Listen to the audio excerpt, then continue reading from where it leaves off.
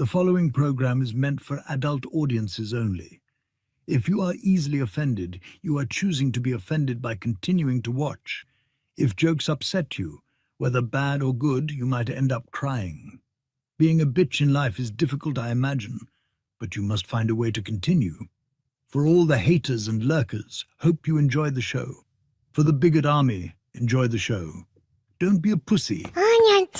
そうだ。テレビつけてもいいぞ。冒険アニメ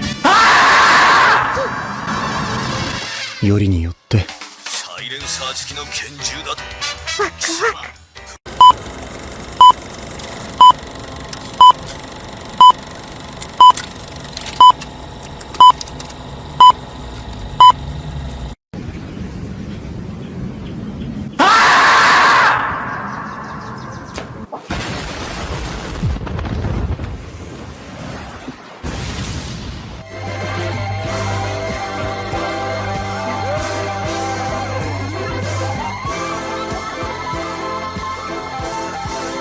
Here we go!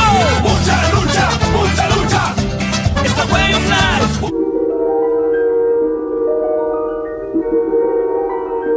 There is a fifth dimension, beyond that which is known to man.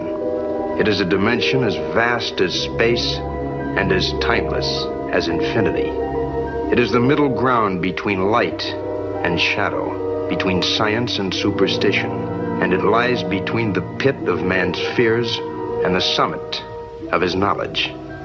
This is the dimension of imagination. It is an area which we call the Grifter Zone.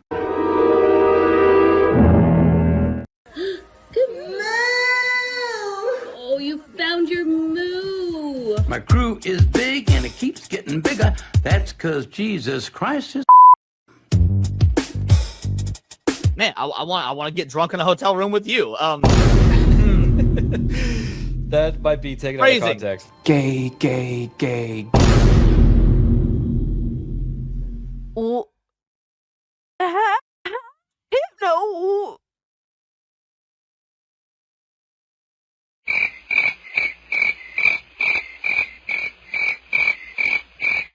How is it my fault? What?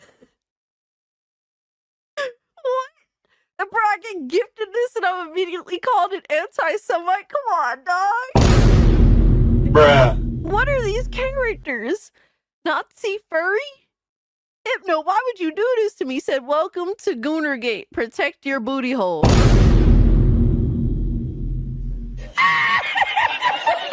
What's up, nerds? It's Alyssa Mercante, Kotaku senior editor, and Nobody even wants you here.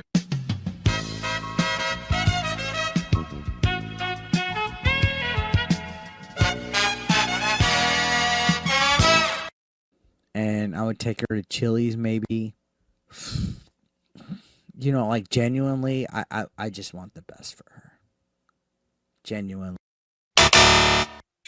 Listen, if it was consensual and you didn't hate the Jews, I'd fuck the shit out of you. I would. What did he say? People are gonna clip that. You know that I don't. Clip it. I know you don't. Come on. But that's the thing. Why can't we have fun? Bruh. That's an interesting way of putting. That makes sense. Jealous. Fuck yeah. Been knew I was that bitch. I didn't need a man to tell me to fuck. And Hypnotic again, member for 1 month. Thank you. Enjoy First Berserker. What's that black stuff between an elephant's toes? Slow natives. Wait. Wild. Yeah. On the other end of the spectrum. Yes. Okay. I'd say that goes out of dad into dark, but sure, yeah. Mm-hmm. Definitely dark.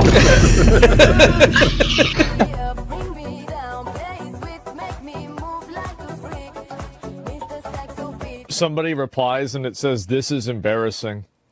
And he says, "Not as embarrassing as your take on trans kids.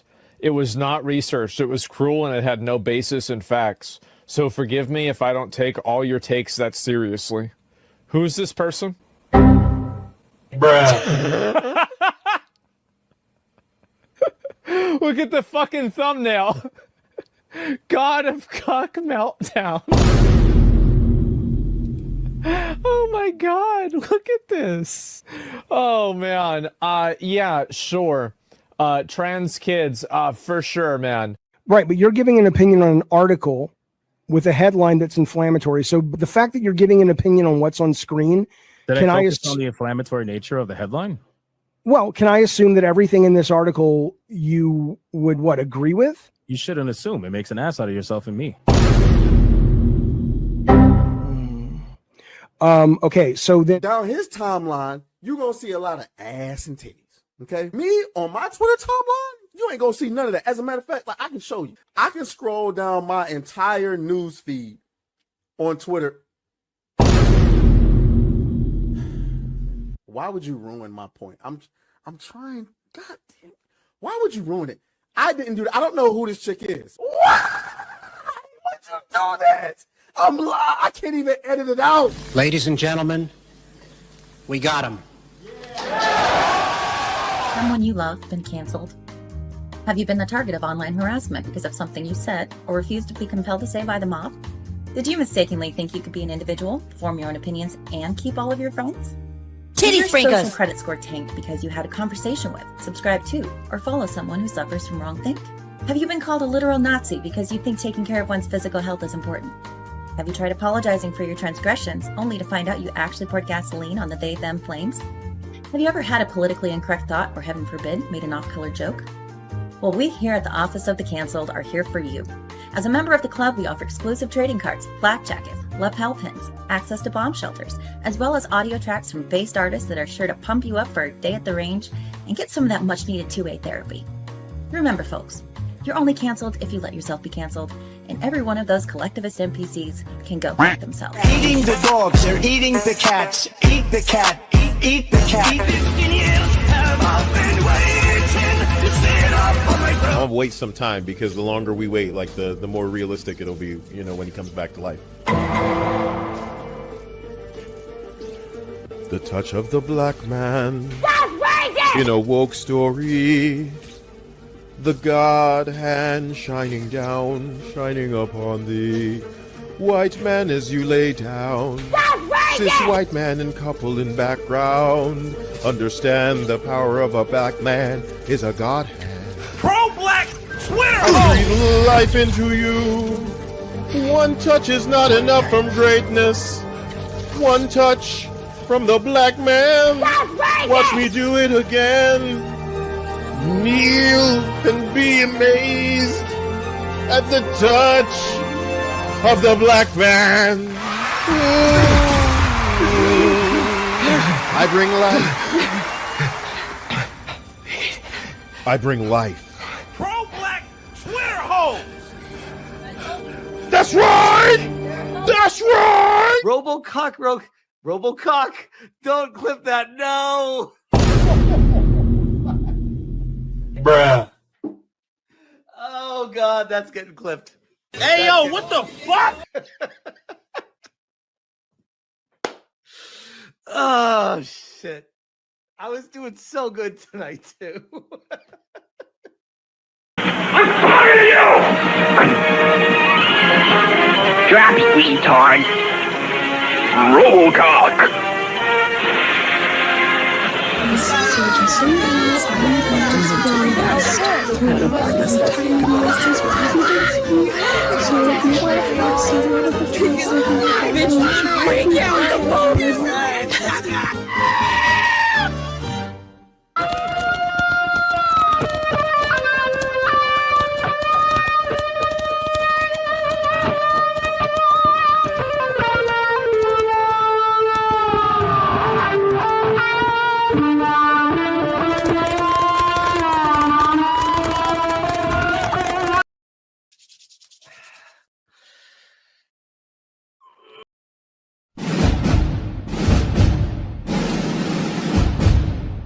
Stop it.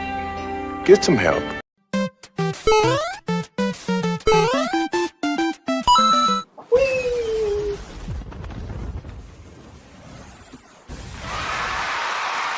All right. Ladies and gentlemen, welcome to another episode of Hypnocast. That's right, we are live, boys. We are live, we're live. We're going to dive down the rabbit hole that is known as the internet. But before we do that, I need you to bring it in close. Bring it in very close right now at this very second and look at the chat.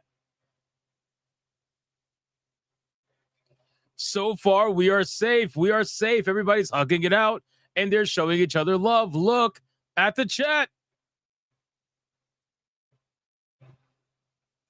You gotta love it. They said hug it out, bigots. Wow, we actually successfully survived the checking the chat. Now, I need you to listen and look very closely. If you're watching on YouTube, like the stream. I know, crazy stuff. If you're watching on Rumble, like the stream. If you're watching on Twitter, like the post. And if you're watching anywhere else right now,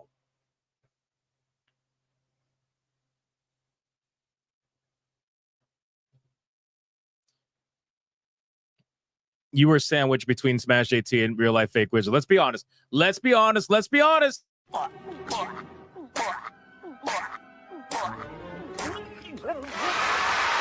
You like the stream, man. Like the stream. Don't let that happen to you. Don't get sandwiched between Smash JT and real life fake wizard. Don't let it happen. Don't let it happen. Can I get a mic check, please? Mic check, titty check, balls check. What are we checking today, man? What are we checking? Listen, we got a lot we got to talk about today. We got a very long video that we're going to react to from MadamSavvy.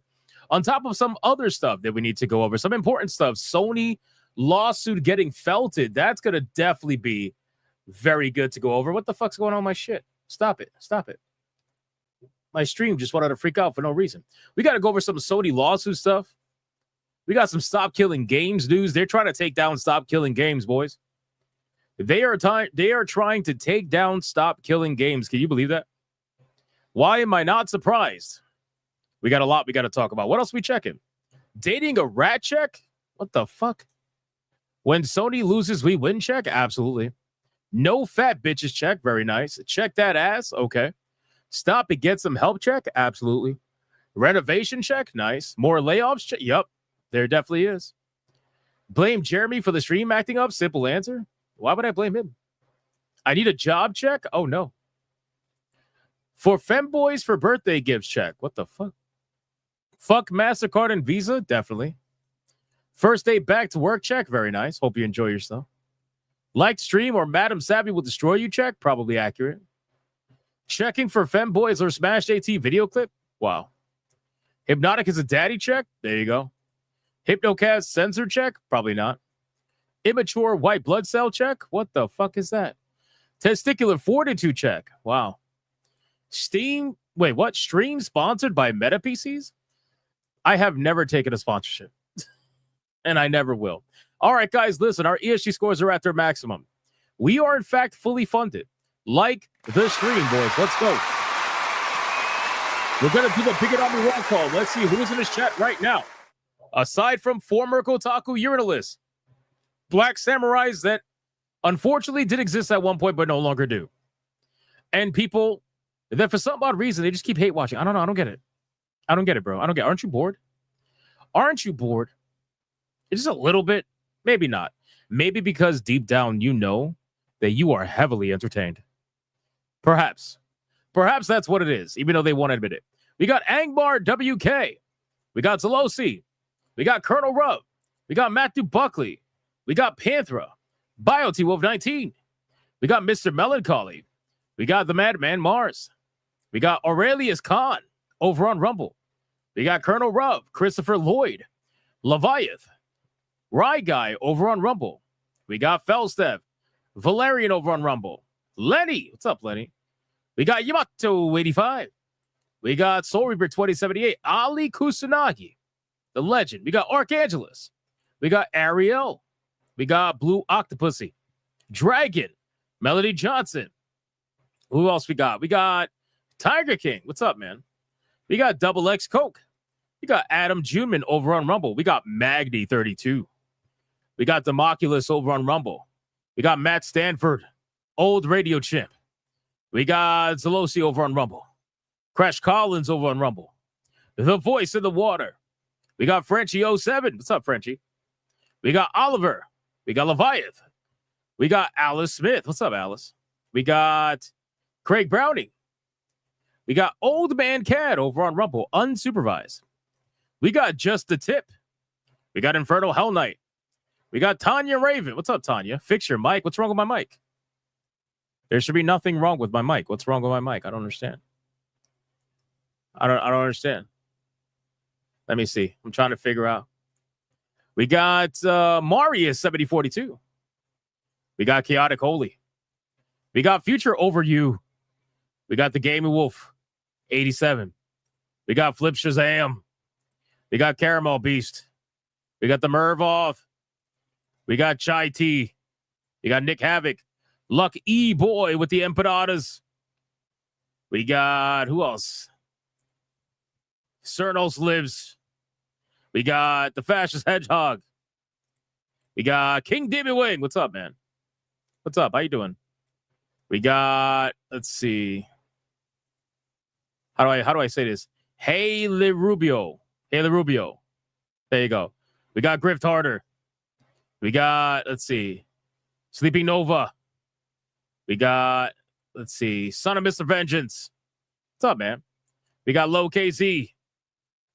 We got Anti-Federalist Pain over on Rumble. No worries, Soul Reaper. We got Lady Blood. What's up, Lady Blood? How you been?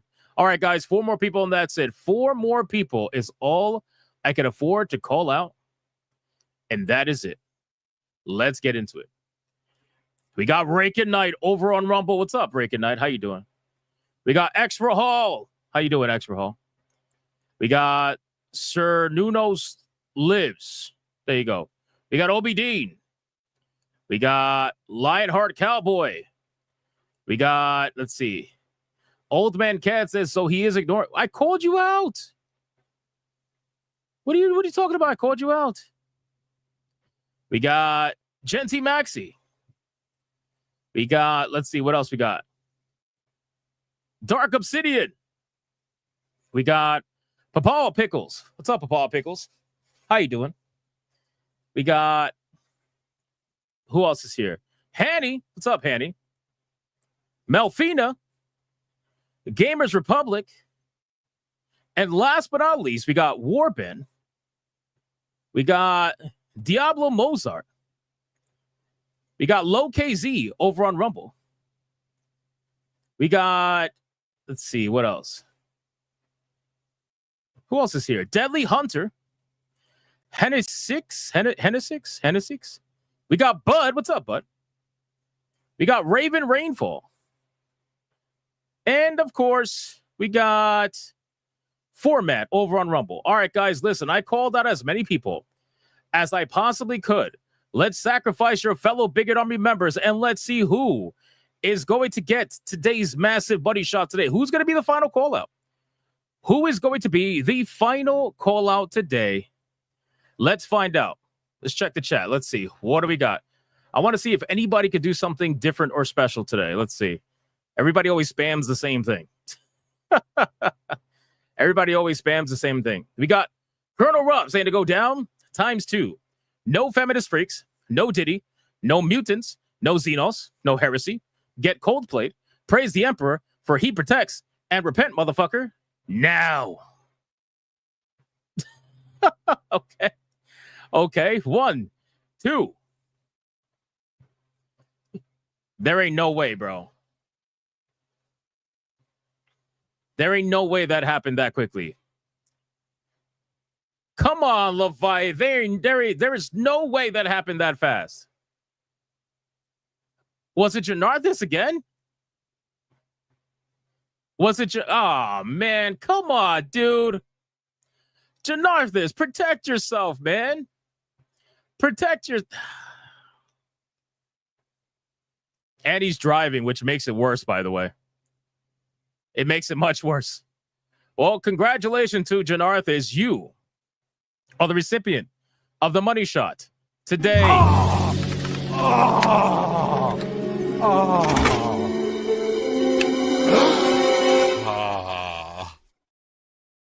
What the? Like the stream, boys. Like the stream. All right, guys, listen. We got a lot we got to talk about today. All right, we got a lot we got to talk about. We got to talk about a Sony lawsuit, not exactly going the way of Sony. We got to talk about stop killing games. Somebody is trying to stop killing games, ironically, to the point where they're sending requests and letters to all kinds of people. We got a lot of stuff, and I don't even think they'd even know who's doing it, which is interesting. But we also got to talk about MadamSavvy's latest video, which I find to be very interesting, about the feminist collective shout. She made a whole insane video that we're going to go over today that we need to talk about. And we also got some fast topics. We got some studio closures, more layoffs. We got stop killing games hitting a certain milestone. We got updates to Ubisoft's failure of a video game called Avatar Frontiers of Pandora. Got all kinds of shit, man. All kinds of shit. But until then, we need to get into the number one segment on YouTube. We need to get into the number one segment on Rumble. We need to get into the number one segment all across the galaxy.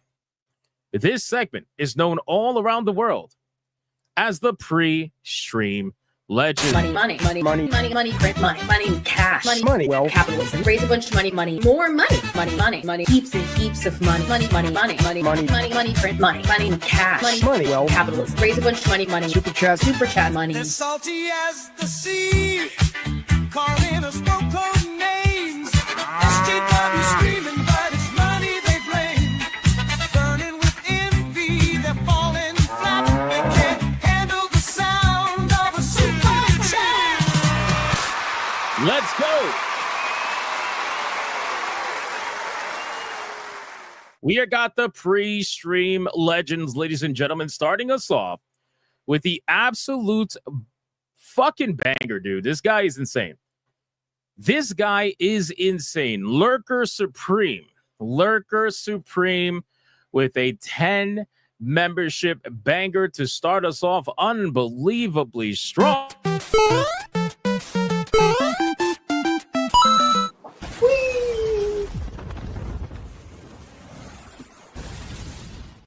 Shout out to the Lurker Supreme. I appreciate it, man. Thank you so much. Thank you so much. You absolute fucking legend. And yes, I still believe that he has one of the best profile pictures like ever. If that's even possible. But I think it is. Shout out to Lurker Supreme. Then we got Dr. Spike. Dr. Spike dropping a 5-banger right on top of the chat. My hands are shaking, but I'm still shooting. I'm still getting the headshots. It's like boom, headshot, boom, headshot, boom, headshot. Shout out to Dr. Spike. I appreciate the 5 membership banger, my guy. Absolute fucking legend right after Lurker Supreme. And then Lurker Supreme, of course, because he's got to put the 83, dropped a $50.83 mega bank.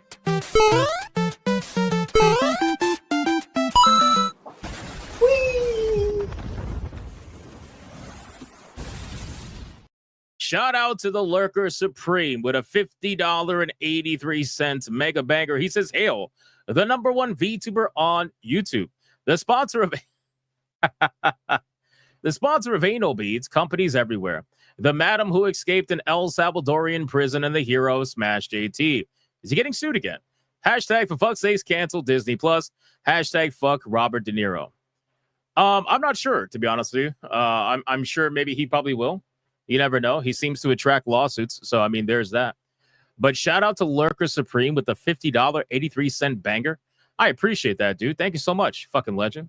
And then we got Adair Soto gifting a 1 Hypnotic membership. Thank you, Adair Soto. I appreciate you. And then, of course, we got King Demon Wing dropping a 10 membership banger right on top of the chip.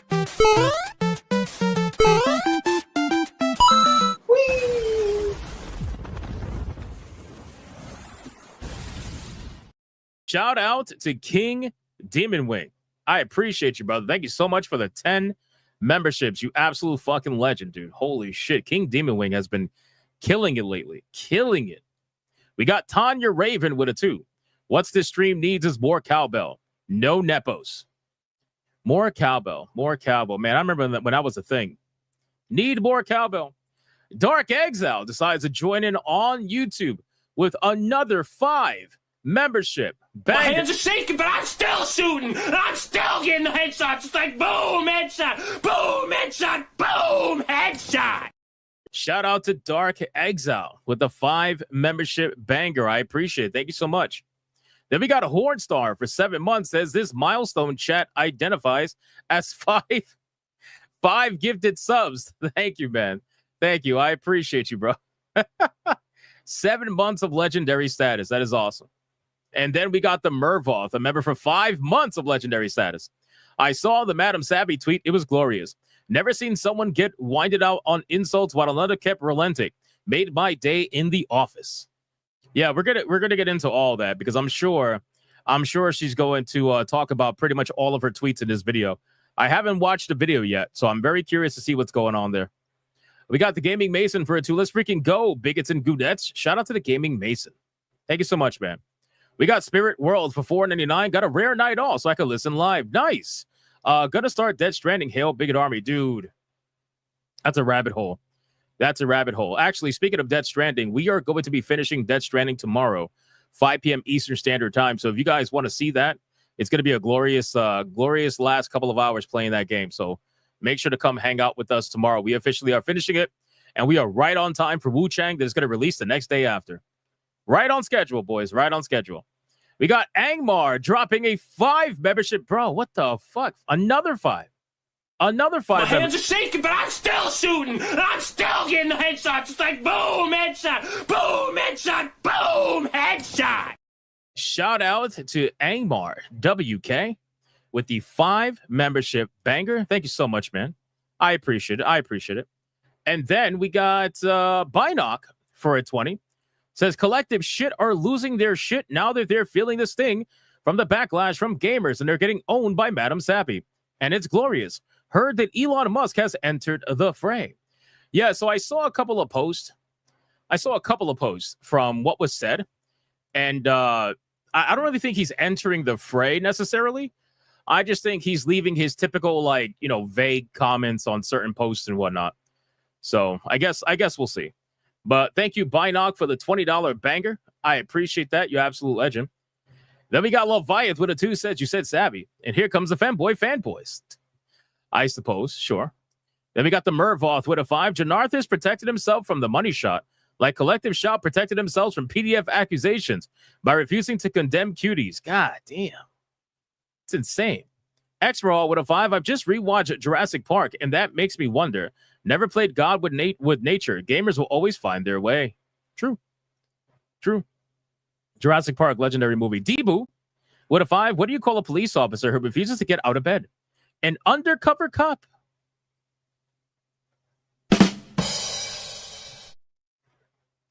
Wow. You just had to. Let's keep going. We got, let's see, Rumble, you awake? Rumble is awake today. Holy shit, look at that. We got Crash Collins gifting 1 Hypnotic membership right at the start. Thank you so much, man. And then we got Snooty Mims with a 10. Hail Hypnotic by Bud's World of Gaming. And Luigi34 will be streaming Donkey Kong Country July 22nd at 11 a.m. Eastern Standard. Everyone feel free to stop by. Hail chat. Shout out to fucking Snooty Mims, man. Thank you so much. And shout out to them as well. Snooty Mims for another 10. Sorry, it was supposed to be a 20. I'm not sure the previous super became a 10. Sorry. Oh, don't be sorry, dude. It's all good. You don't gotta apologize for that, bro. It's not a big deal. We got Old Man Cad for $1. What is it called when a chameleon can't change colors? A reptile dysfunction.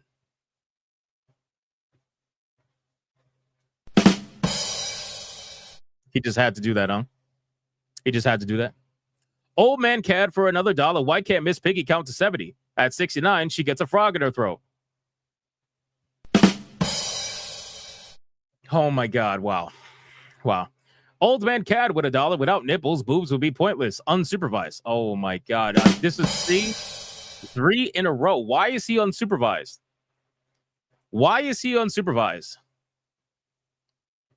Can we please help this man?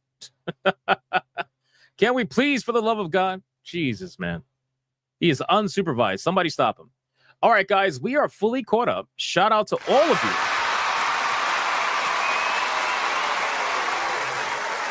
Thank you so much. I appreciate it. Let's get into the content. We are going to be doing fast topics first. Let's do fast topics first, and then we'll get into the rest of the content. So we got fast topic number 1 is going to be about a game that's been shut down recently, randomly, without really any notice. It's been unexpected, and it only happened on PlayStation, which people are finding very interesting. But it has to do with a racing simulation game. I don't know if you guys have heard this game, but this one is called Assetto Corsa, I think it's called. Let me see. PlayStation has shut down online services for Assetto Corsa on the PS4 without warning, leaving fans concerned about the future of the game on other platforms. Launched in 2014 on PC, Assetto Corsa made its way to PlayStation 4 and Xbox One in 2016 and eventually also released on iOS several years later. I believe I have this game. I want to say that I do, but I really didn't dabble too much into it because, like I said, I'm not like a racing sim kind of person. So it's not something that I'm super into. But if you guys are fans of this game, or perhaps you have it on PlayStation, it looks like they are basically killing it off for whatever reason that may be. So I just wanted to share that with you in case anybody does, in fact, have it. Another fast topic is we got some news regarding Avatar Frontiers of Pandora. Avatar Frontiers of Pandora is apparently getting a third-person update and a new Game Plus update. Now, I find all of this to be very interesting because this is a Ubisoft game, and it's a game that they don't really talk about too much because obviously they've had quite a string of failures over the last few years that have resulted in them losing almost $200 million on their books. But this particular game kind of gets just thrown off into the wind, and nobody tends to really talk about it. But apparently it's getting an update. And this update I thought was interesting because this is something, in my opinion anyway, that should have been in the game from the beginning. Perhaps if this was in the game from the start, maybe it probably would have did a little bit better. But the problem is we all know what happens, man. They release these games unfinished. They release them very empty. And it ends up being a situation where it all just kind of just goes to shit. That's really what it is. It goes to shit. So people end up abandoning the game. But it is getting a third-person mode, and it is getting a new Game Plus mode in this upcoming update. So if anybody does have it, and if anybody has played this game, or if you never played it before, maybe you have it in your library, maybe you'd be more interested in playing it now that it has third-person. I feel like a game like this should have third-person. I'm actually shocked that it didn't. I thought that it did. I haven't played it. It's in my library, but I have not played this game yet. Yeah, Cool Beach says this game is so bland. That's what I've heard from a lot of people. But to be fair, it's pretty prototypical of Ubisoft. Ubisoft has very bland games. That's why they get made fun of for having very formulaic games. Happens all the time. So I'm not surprised to see, someone like yourself say that the game is very bland, right? So let's move on to the next fast topic. Stop killing games. We got some news. We got two different things to talk about regarding Stop Killing Games today. The first one is more of a celebratory thing. Stop Killing Games has hit officially 1.4 million people signed on Stop Killing Games 10 days before the deadline of the actual Stop Killing Games, which I find to be very interesting. It's insane how much this thing has blown up. Absolutely fucking nuts. I think the maximum that it could have hit was 1.5, I believe. I think 1.5 was the number, or maybe 1.4 was the number. I'm not sure. But I think 1.5 was the number. But regardless, it's insane. It's insane. So this is great. Hopefully it continues to grow, because we're going to talk about later in the stream. We're going to talk about how apparently they're trying to take down Stop Killing Games. Somebody is trying to take down Stop Killing Games, and we're going to talk about who that might be in an upcoming in the stream. So stay tuned for that. And last fast topic of the evening, we got another studio closing down. This one I don't really know or care too much about, but I want to be able to, just give you all the information. So we got a studio called Ghost Punch Games, now known as Side, apparently, being hit with layoffs, pretty bad layoffs. Support studio Ghost Punch Games, now known as Side, has been hit with layoffs. Multiple employees took to LinkedIn on Monday to announce that they were looking for work after being let go. It says, today, my time at Ghost Punch Games /Side Inc. has come to an end. Technical game designer Benoit Poiser wrote, it was a fun ride and I grew a lot, both as a game designer and a professional. What did they work on? Let's see. So Founded in 2015, Ghost Punch Games has worked with a number of studios, including EA, 2K, and ZeniMax/Bethesda. Some games supported by the company include Civilization 7, Kingdom Come Deliverance 2, Star Wars Outlaws, and that's some pretty big fucking titles. That's pretty big titles. Star Wars Outlaws and Silent Hill 2. That's pretty big titles to have on your resume. In terms of the studio's latest work, Side and Ghost Punch had been working with ZeniMax Online. Oh, I see what's going on. I see what's going on. So they were helping ZeniMax create their next MMORPG, codenamed Blackbird.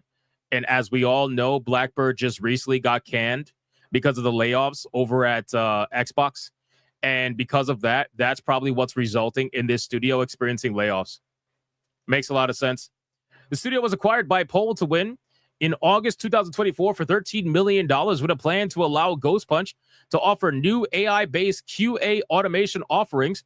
Earlier this year, PTW rebranded and merged all of its brands, Side, Ghost Punch, and 1518 Studios into one company called Side Inc. Earlier this month, Side announced a new partnership with Savvy Games Group. Hey, MadamSavvy. She's got her own games group. That includes the opening of a new studio in Saudi Arabia, apparently. Insider Gaming has reached out for an official comment on the layoffs and whether it had to be due with the recent project cancellation at other studios. Should a response be received, they'll be added to the... So, yeah, at this point, I think it's pretty safe to assume or say that I think it's probably because of the cancellation of Blackbird. I think it's probably because of that. That's the only reason why I could see this being a thing.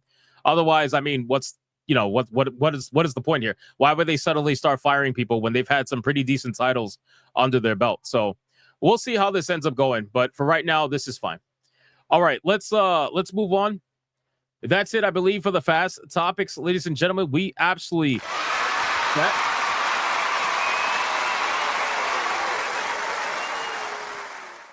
go through them fairly quickly because the reaction video that we're about to do to Savvy's video is it's long. Savvy's video is about 30 minutes long, so we got to make sure that we have enough time to properly react to it. So we're going to do that first, and then we'll move on into the other two topics for the evening. So get your belts ready.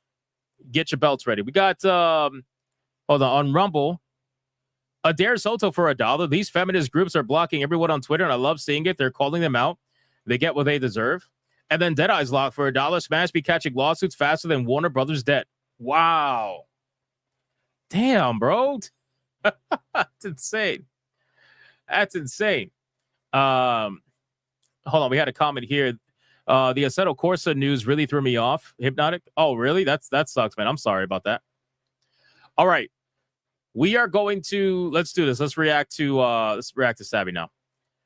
All right. So if you guys are unaware, MadamSavvy has just released a video the other day talking about the Collective Shout group, which is the group that is recently behind trying to pressure all of the payment processors to try to get them to do their bidding. Or some people believe that they are basically the fall guys, or the fall women in this case, for the payment processors, looking for someone to, take the blame for them because they really are the ones that want to do all this stuff. Well, apparently MadamSavvy has done a crazy deep dive on Collective Shout. I haven't seen this video yet. I want to see this video. So let's react to it together. And I'm also going to link the video in the description box below and in the chat during the live stream after the video is done. So let's check this out. Here we go. MadamSavvy, it says, exposing Collective Shout, the group behind Steam censorship, and more. Here we go. You can't fight a war without first understanding your enemy. And in this video, I will be laying Collective Shout bare for all to see, showing you all their words, their beliefs, and their history. In the last 48 hours, I have been labeled a man by them for daring to speak out. Since then, they have done nothing but continue to use harsh language to try to make a point. They deem everyone questioning them porn addicts, pedophiles, or worse, all while presenting all anime as childlike to gear up for their next major crusade. They never once engage with a single woman who speaks out against them and seem to prefer to silence them.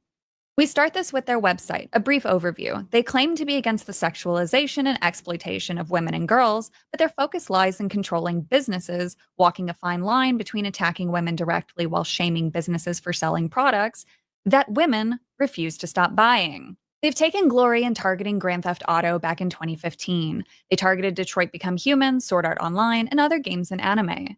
But they did a lot more than just that. Halloween costume is a bit too sexy. They want it gone. Wine bar getting a little saucy with an ad? Banned. Bookstore selling raunchy works of fiction, mostly by women for women? Bad. That's what I don't understand. I have never understood the hypocrisy or the lack of acknowledging over the fact that the majority of the stuff that they want banned is actually heavily consumed by women. It's like what are we really doing here? Sure, every now and then you'll get a Grand Theft Auto, messed with or whatever, but these women have issues with skimpy clothing, lingerie, like pretty much it doesn't make any sense. It makes zero sense, man. And then when confronted by it, by women like Savvy or even women like Lumi, they don't even want to hear it. They block them. They pretend like they don't exist. Suddenly it's not all voices, right? Suddenly it's not let's all pay attention to all women's voices. It's not about that. If the women's saying something that's really bad against their overall, narrative or ideology, then suddenly it's like, oh, let's pretend like they're men. Which is what they did with Savvy, apparently. They think she's a man, at least at first anyway. I don't know about now, but let's continue. Playboy raising money for breast cancer charities? Hella banned. Bakery using a cheeky slogan that is fun? Oh, this is hell on earth for these people. Lip gloss companies associating with the sensual themes? The devil might as well be gazing right at you. They even present a full-grown woman as a tween or girl instead of the woman that she is in order to shame a clothing company for such imagery. They have a treasure trove of misrepresentations and claims of sending angry emails, but I can't find a single mention of actually helping rape or abuse victims. Who is Melinda Tankard-Reese, the founder of Collective Shout? A woman with a journalism degree who somehow ended up... the more that I read about this woman, the more that I actually look through all the tweets that Savvy has been finding. And by the way, shout out to Jay Viber because he also has a banger post that maybe I could go over after this video, that the history of this company and what they've been doing, or not even company, but whatever, group. The history of this group is crazy. How much they've been doing over the last, years. Like, we're talking many years at this point. As a bioethics advisor, they've been around since even before the first Gamergate. For a senator, Melinda is actually hated among feminists because she seems to not understand the word. Why a am I not misandrist in surprised? her presentation and actions, she is both deeply pro-life and pro-woman by claim, however has no issue banning things women actually want and do. Born in 1963, she's a 61-year-old and is dedicating her golden years to fighting fiction instead of spending time with her family. Not even a year after getting hired for some position she isn't qualified for, the senator she worked for was able to pull abortion pills from Australia in developing nations that Australia had its claws in, denying women safe abortion options even in the face of rape or incest. The rest of the world, by comparison, was using these pills. This is when actual feminists started to notice her, and she has been a thorn in women's side ever since. In 2012, Melinda threatened to sue. That's crazy that actual real hardcore feminists apparently can't stand this woman. So what does that tell you about this person? A blogger, Jennifer Wilson, for daring to speak against her. And a very... Oh, for sure. They've been funding these women for ages, man. They fund these women are funded in ways that we probably would never even understand. They never even have to think about where a single dollar will come from because their activism is being funded by someone somewhere, which is just wild. Blog post, Jennifer calls out Collective Shout for essentially slut-shaming by proxy and denying women agency to choose. This notion is not frozen. Savvy just has black screens and her voice. Her voice is enough to carry the video. Important for later. And Jennifer questions the group and how they operate. How Collective Shout shames women and girls. It's with some amusement that I note Melinda Tankard-Reese's Collective Shout claims that they are not slut-shaming women and girls who want, buy, and wear clothing that the organization considers sexualizes them. How amazing is it that there is an article or something basically saying that the woman group who says they're all for women and protecting women is apparently shaming women and girls? I just find it really ironic. They are not, they claim, targeting women and girls who wear the clothes. Rather, they are attacking the retailers who sell them. I suppose they are slutty retail shamers. If they attack retailers who sell the clothes of which they so strongly disapprove, they cannot help but slut shame the women who freely choose to buy and wear them. They are telling women and girls that the clothes sexualize them, that is, makes them look like tramps and sluts available for male use and abuse.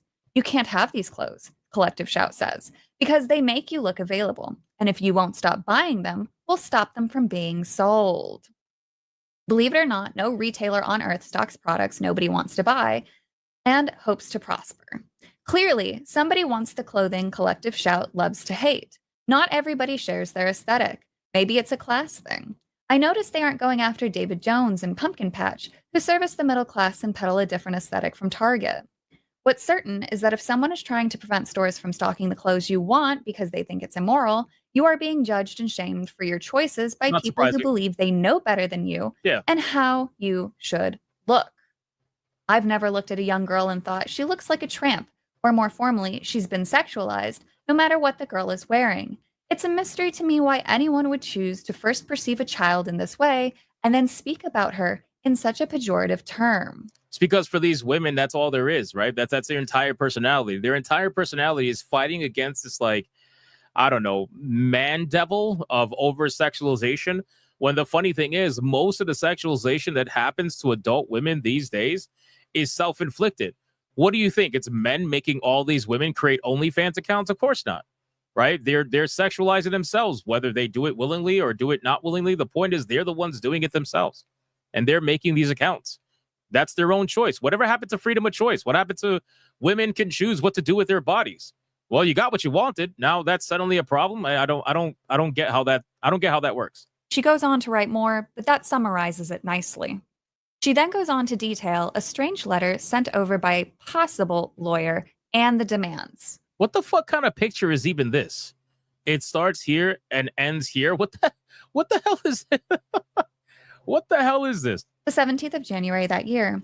Some thoughts on being threatened with defamation by MTR. Well, here's the thing. I've been challenging MTR for a couple of years on the drum at On the Line Opinion and on my blog. Not once has she debated, denied, argued, or contested the points that I've made about her and the position from which she speaks. TR has a much bigger public platform than I do and far more opportunity to respond to her critics. But rather than engage in any debate at all with me over the last couple of years, she's now chosen to threaten me with a defamation suit. If she proceeds, she will financially ruin me.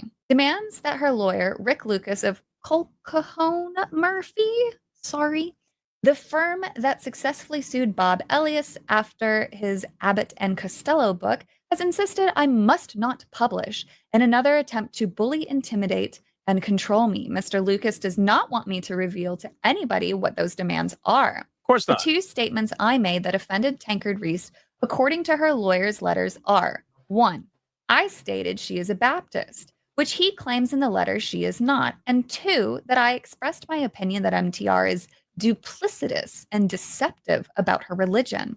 If I do not retract both those statements, apologize in format MTR's lawyers determines is sufficient for her needs, and pay for all her legal costs, even though there has been no writ served and the matter has not gone anywhere near court, they are still demanding I pay costs she has incurred to date. I will be faced with financial ruin as I defend a defamation suit. Jennifer luckily refuses to bend the knee and refuses to apologize or retract anything. But what it did do was start a conversation that led to a collective shouting at Melinda, turning her into a laughing. Nice play on words. Nice play on words. Collective shouting at Melinda. I like that. I like that one. Nice one, Savvy. Nice. Stock. However, there are those that came to her defense in her circle. This article was written in January 25th, 2012. On Sunday, TR was also given a platform by Fairfax to complain about the level of online vilification directed at her since her legal threats to Wilson. That same day, News Limited commenter and avowed Catholic Miranda Devine weighed in to run the same line. TR was a victim of cyberbullies, miserable orcs who lurk in the dark recesses of Twitter and the blogosphere, who had poured calumny on her. Devine's piece was littered with abuse of her own. Leslie Kennold was nastily termed an abortion enthusiast, bringing to mind Sarah Silverman's line, I want to get an abortion, but my boyfriend and I are having trouble conceiving. Conservative lawyer Kathy Sherry also joined in, complaining that she had been driven from debate because unaccountable. Oh, can I just give a quick shout out to MadamSavvy doing absolute insane levels of autistic freaking research? This is unbelievable. Great work on Savvy's part. I mean, we are only 7 minutes in, and my God, the amount of information she has on this group and on this woman especially is insane. So shout out to Savvy. Great job. Bloggers directed exclusionary vitriol at her. It's a tale as old as time. Then came the funniest post of all. Threatened legal action by the Australian sex party because she said that they were associated with pseudo-child pornography. The blogger, whom anti-pornography campaigner Melinda Tankard-Reist has threatened with defamation, has vowed not to apologize. And the Australian sex party, a long-term opponent of Miss Tankard-Reist, has now made its own defamation threats. Miss Tankard-Reist's lawyers served Jennifer Wilson, whose blog at the website No Place for Sheep was a letter demanding that Dr. Wilson retract a post that characterized Miss Tankard-Reist as being hypocritical for not disclosing her religious beliefs. Dr. Wilson said the approach was heavy-handed and bullying.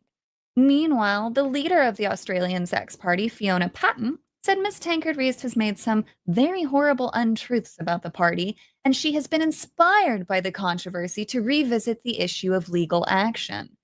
In 2009, Miss Tankard-Reist posted an article accusing the sex party of being linked to pseudo-child pornography. Oh, that is a theme with this woman. She uses the harshest language possible to look right, as outed here for being praised for using emotionally charged language, not factual. So this is the biggest problem with this particular group, is that a lot of it has to do with like super inflammatory style, like language, where they usually always involve children, even if the child is not actually involved or there is nobody targeting children, they'll still bring it up anyway, because the more crazy they can make it sound, the better chance of them being able to get what they're looking to get. So this is what they've been doing this for a long time. And, you know, even journalists have done this. I mean, everybody goes for that hardcore emotional tug, but they especially go well above and beyond to try to do that and get what they want from it. The Sydney Morning Herald released an article with a segment here. It is a message that has attracted a wide range of fans and collaborators, from teenagers to teachers and psychologists such as Steve Biddulph and Michael Cargreg. It is very difficult to debate with her because if you're talking to a mainstream audience, you sound like a boring dick, observes one commentator who is regularly pitted against Tankard-Reist. She argues anecdotally, she argues emotively, and she is highly effective at it. She doesn't come with facts. She doesn't come with data. She doesn't come with useful statistics. No, she shouts you down with emotion. That's dangerous. Well, I mean, that's, to be fair, that's what a lot of women tend to do. That's like an old age. It's an old strategy, right? Just shout from the highest you could possibly shout. Use emotions to try to get your way. Shout down, kind of a thing. I'm not exactly very surprised that that's a strategy. But this woman also only filters who she debates with. She would never have a conversation with someone like me. And we know that because they blocked me. Surely the point of contention when it comes to Melinda Anybody shocked that they blocked Savvy? Of course not. They're all going to block Savvy like immediately. It's not about God or her as a person, but about her politics, which are socially conservative and stem from an old school desire to protect women and girls from a cruel and sexualized world, as if women are unable to think and act for themselves. Misogynist abuse online and playing the victim. Well, victimhood really is the new black, isn't it? Back in 2012, I suggested at the beginning of the year that we look out for victimhood on the part of right-wing commentators, but it's alarming just how quickly it was served up. Victim-in-chief at the moment is Christian activist, anti-abortion campaigner, and censorship advocate Melinda Tankard-Reist. The womenaustralia.info website down at the bottom says there's been some controversy over the extent to which Tankard-Reist's claims come from a feminist position of concern for the greater social welfare of women in general. Questions center on her work for Senator Karen Dine, an independent Catholic senator who, in deals with the Howard government in 1996, heavily restricted the availability of the abortion pill in both Australia and in countries in receipt of Australian aid. Tankard-Reist's own deep adherence to her Christian faith has also led to suggestions that her stance against abortion and pornography are driven by conservative morale and religious beliefs rather than a social commitment to ensuring the concerns of women are publicized and improved. So it seems as if like it really doesn't matter which side of the aisle you sleep on, because this kind of behavior is coming from both sides, where like advocating for censorship, left, right, it really doesn't matter. It's literally coming from all sides sometimes, and you just have to be careful and pay attention to who, like what they're saying, what they're really saying half the time. These groups are all in it for themselves, and they're trying to get the same goal, which is censoring things they don't like and shutting things down that they don't like hearing. That's basically She it. isn't the only psycho who can give us insights into this little gaggle of graying geeses. Let's take a look at Caitlin Roper, the campaign manager. She's another journalist trying to sell books. I mean, censor anime. I mean, raise taxes. Protect women. Her pinned tweet is, of course, That was nice. She's like, I mean, censor. I mean, protect. I mean, yeah, protect women. That's what it's about. her trying to sell her book, Sex, Dolls, Robots, and Women Hating. She has, of course, naturally blocked me. Here she is retweeting the Spinifex Press. Activist Caitlin Roper, author of Sex, Dolls, Robots, and Women Hating, has spent many hours on forums of men, numbering in their thousands, who own replica women. Caitlin takes issue back in 2023. How has the skimpies industry survived #MeToo? Apparently, Me Too wasn't about servicing rape victims and giving them a platform to tell their story. No, it was actually about shutting down bars and sex clubs. Interesting. What? Since when is that the thing? Wait, when did Me Too become about that? What? I don't remember that. She also takes issue back in 2021. Want to call out sexual harassment? Start with your own. Chance Change-led shopping centers posting sexist and pornified images of essentially naked women. Unwanted exposure to sexual and pornographic imagery is sexual harassment. This just in, treating women as sex objects doesn't suddenly become feminist act just because the photographer is a woman. So she takes issue with a woman's ability to choose. If I, a female photographer, go to my female friend who's interested in posing a bit risque, that's apparently not good. She argues with Michael here. Michael says, Why are these people trying to be the moral police on everybody else's dealings? I don't understand. Like what is with these kind of groups that want to look at others and say that's bad, you shouldn't act like that, and I'm going to try to legally take away your right to do that.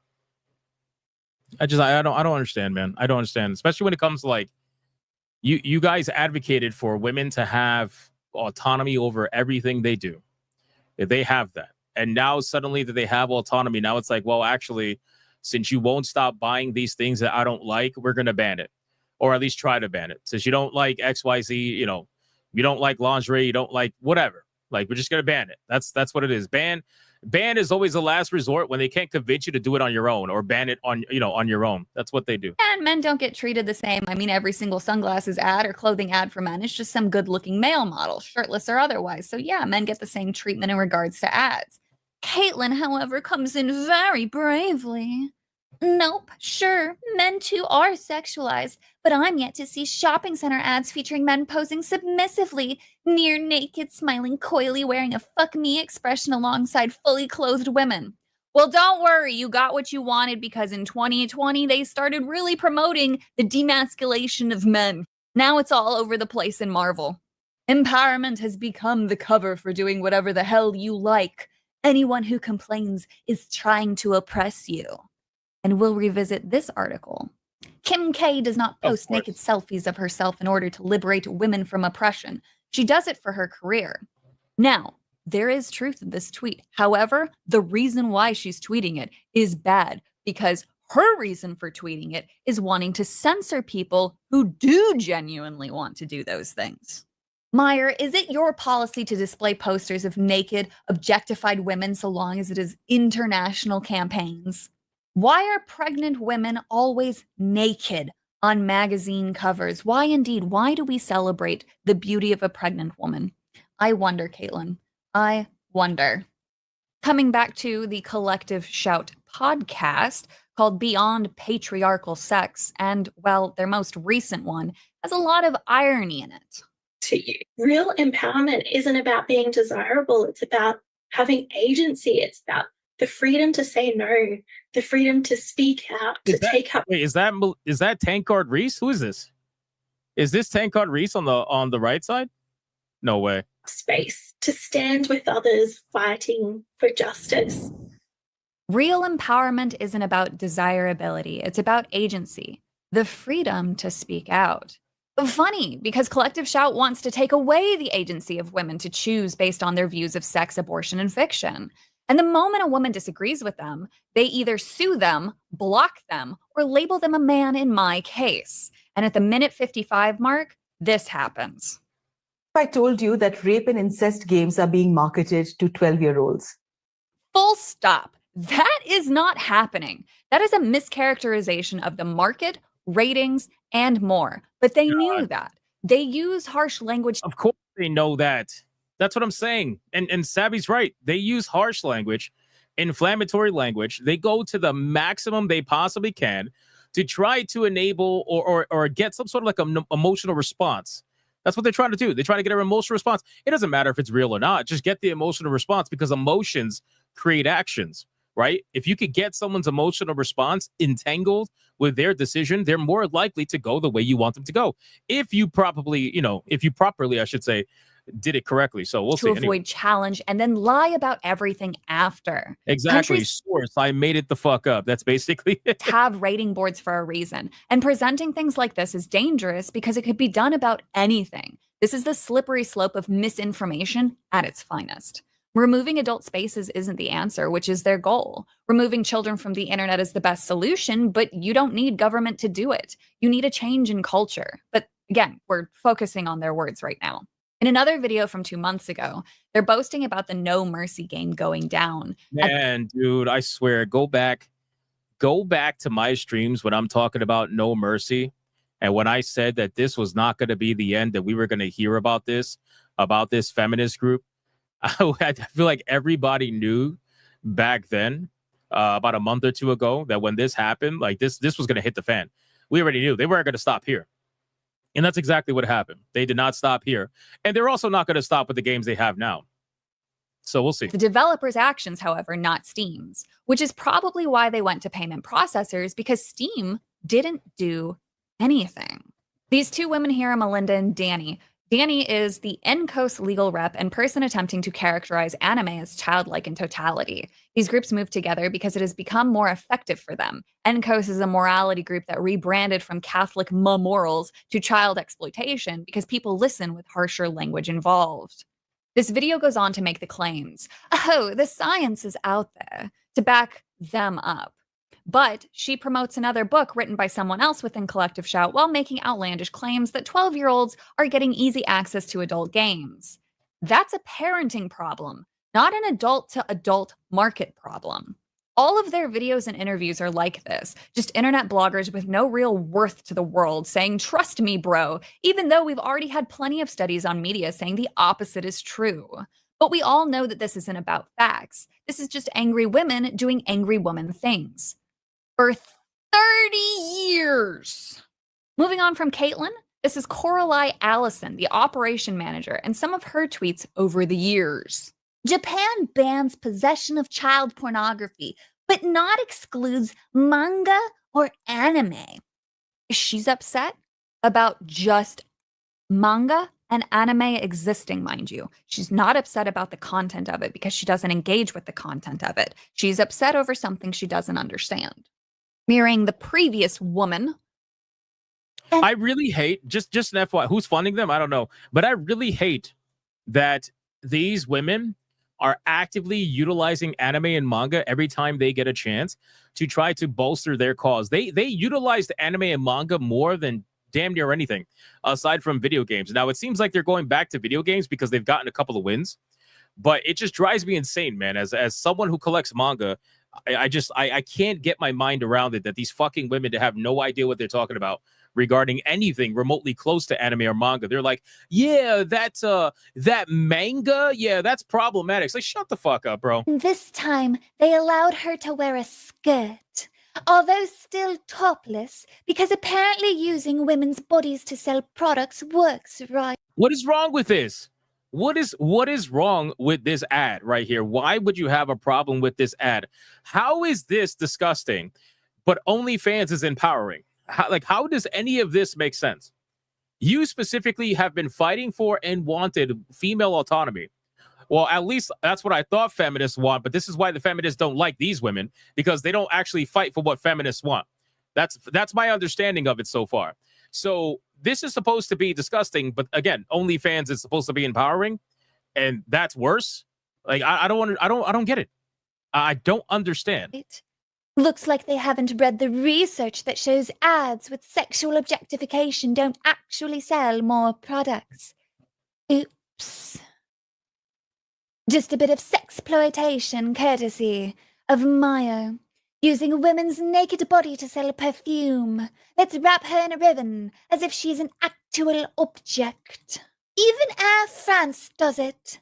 For only €49, you can book pretty, innocent, seductive, and naked Florence. I think It Depends could have gotten the message across without zooming in on a girl's half-naked body. Keep in mind, the target audience for Depends is older women. No girls were involved in this. But it's always women. That's the thing. Like it's always supposed to be adults. They're doing this with the video games too. They're trying to sit there and tell you, oh, these adult games are targeting children. No, they're fucking not. No, they're not. And you are purposely misrepresenting it. You are lying about the entire thing. But you know that if you bring up the word child in whatever you're talking about, you already know that is going to elicit a certain immediate response, at least at the base level. And then after that, you could try to convince them afterwards. But there is no adult games that are targeting children. Zero. And if there is, Steam has already taken care of it many times before.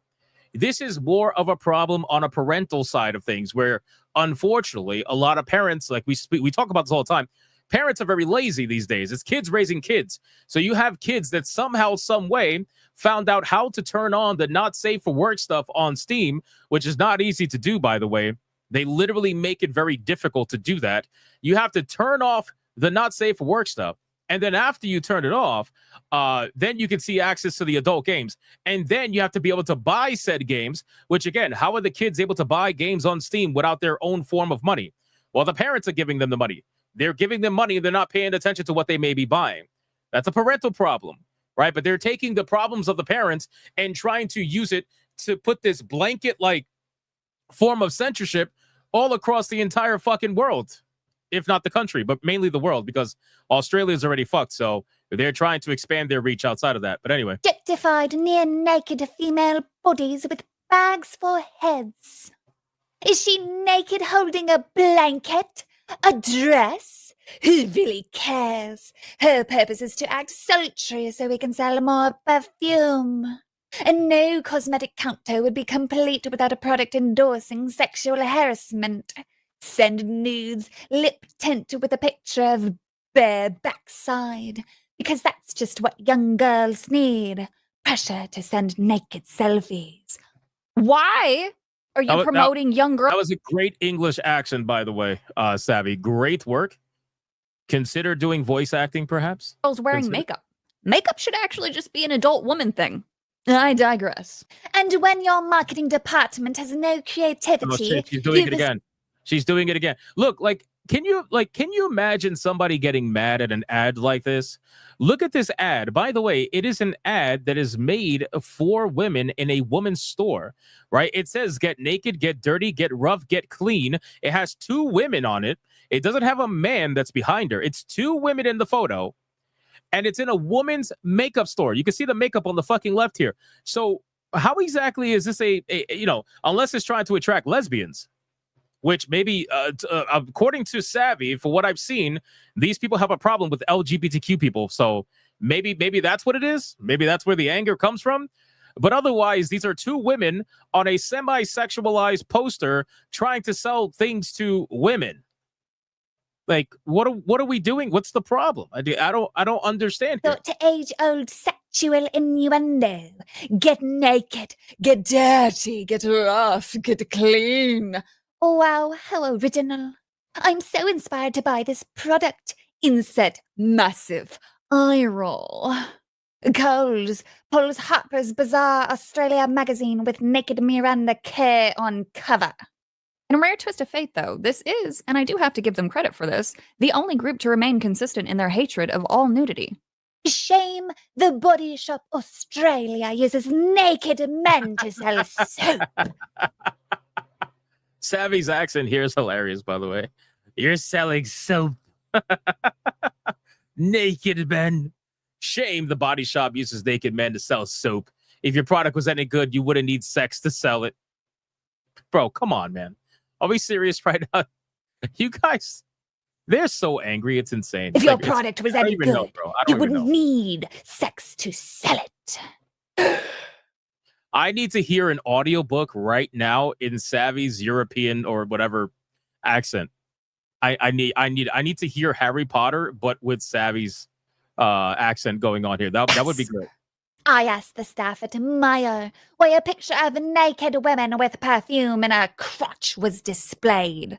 You mean the individual at the counter making minimum wage who has never talked to a representative from the actual company in their life, who isn't paid enough to deal with your bullshit? Dude, I cannot stand people, and it's like 99% women that do this. I don't know why they do this. It's weird. Maybe it's emotions. I really don't know. But I cannot stand when women, Karens, they go to a store and they want to just go full Super Saiyan on the fucking cash lady, like the cash register lady or whoever's at the fucking register. They go full fucking Super Saiyan on the woman as if their entire life's problems are because of the person in front of them. And I'm like, dude, I understand if you've been slighted, by an item or a company, you have grievances, whatever. But at least ask to speak to a manager, which I know you Karens do a lot, but you only do it after you decimate the girl that's at the cash register or whoever's there. It's like, bro, and then they always hold up the fucking line too when they do that. It's like, what are you doing? Why are you speak to someone who can actually do something? Stop fucking berating the person who gets paid what is it, $15 an hour now to do that? Like, relax a little bit. What the like how there's no follow-up. Also, none of them have any engagement on any of their tweets, and yet somehow they get companies to listen to them. I think that's crazy. How is that possible? Let's celebrate. It makes you wonder. Look at this. How is it that these women are getting listened to, and this fucking woman has 2 likes on her tweets, no likes on this tweet, 3 likes on this tweet? How is anybody listening to these women? How do you have any of this power to make things happen? Women by stripping them naked and We make all them know the answer. I'm just saying, rhetorically. sit on the floor. Women's cycling team made to look half naked. Stop objectifying and sexualizing women. Council officials voted to remove all billboards and posters that could be seen to contribute to body image issues. My God, she just keeps going year after year. So hateful. But this is my personal favorite. At Coralie. I understand why the stalking ads are misogynistic, but what's wrong with showing skin in a non-sexualized way? It's the cumulative total of using naked and or sexualized women's bodies in marketing that is harmful. Interesting.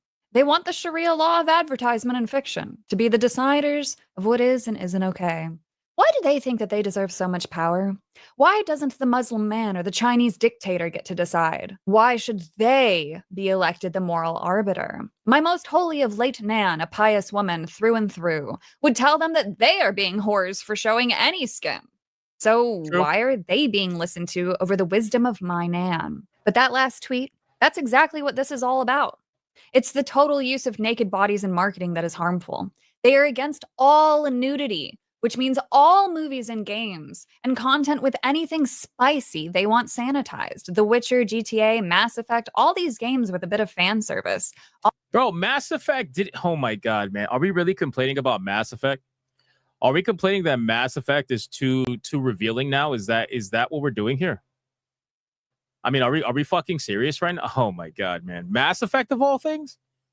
Mass Effect was such a basic, a lot of the comments that were shown in Mass Effect wasn't even anything that crazy, man. It was nothing really. I don't understand what would be the problem. God forbid they play Death Stranding, although they might like to see Norman Reedus' ass, but God forbid they play that. All anime, all of TV. However, there's not a peep trying to get payment processors to sever ties with Hollywood, where actual rape. Because that is where they probably get a lot of their support, right? They're okay with you doing dirty stuff as long as you support them in any way. Like you need to give them, probably you need to give them unyielding loyalty, most likely. And pedophilia run rampant behind the cameras. These are the people that they support, follow, retweet, reference. The first one is the funniest one, retweeting something that sounded good to them, but it comes from someone who may actually have a disdain for women. And they don't retract the tweet. They cannot admit that they are wrong because the moment that they do, well, that's bad for them because what else are they wrong about? This was the individual that I used in a previous video. He actually commented on their tweet that he isn't even a gamer and shouldn't be their Exhibit A. Makes sense. Then says common woman L. I would agree here because this is the ultimate L, but they still keep those words up despite the trollish nature of them. Melinda retweeted Danny, who is on her crusade of labeling everything anime as childlike. Melinda also retweets Marissa, but Marissa's that is a big problem. If you are labeling everything in anime as childlike, you are genuinely trying to misrepresent it for bad means. That's what you're trying to do. Like you clearly either don't know what you're talking about, or you are trying to ensure that you do maximum damage to the perception of what anime and manga is. Too stupid to realize that all nudity bad and genuinely thinks her gooning Baldur's Gate is good. No, she did not. No.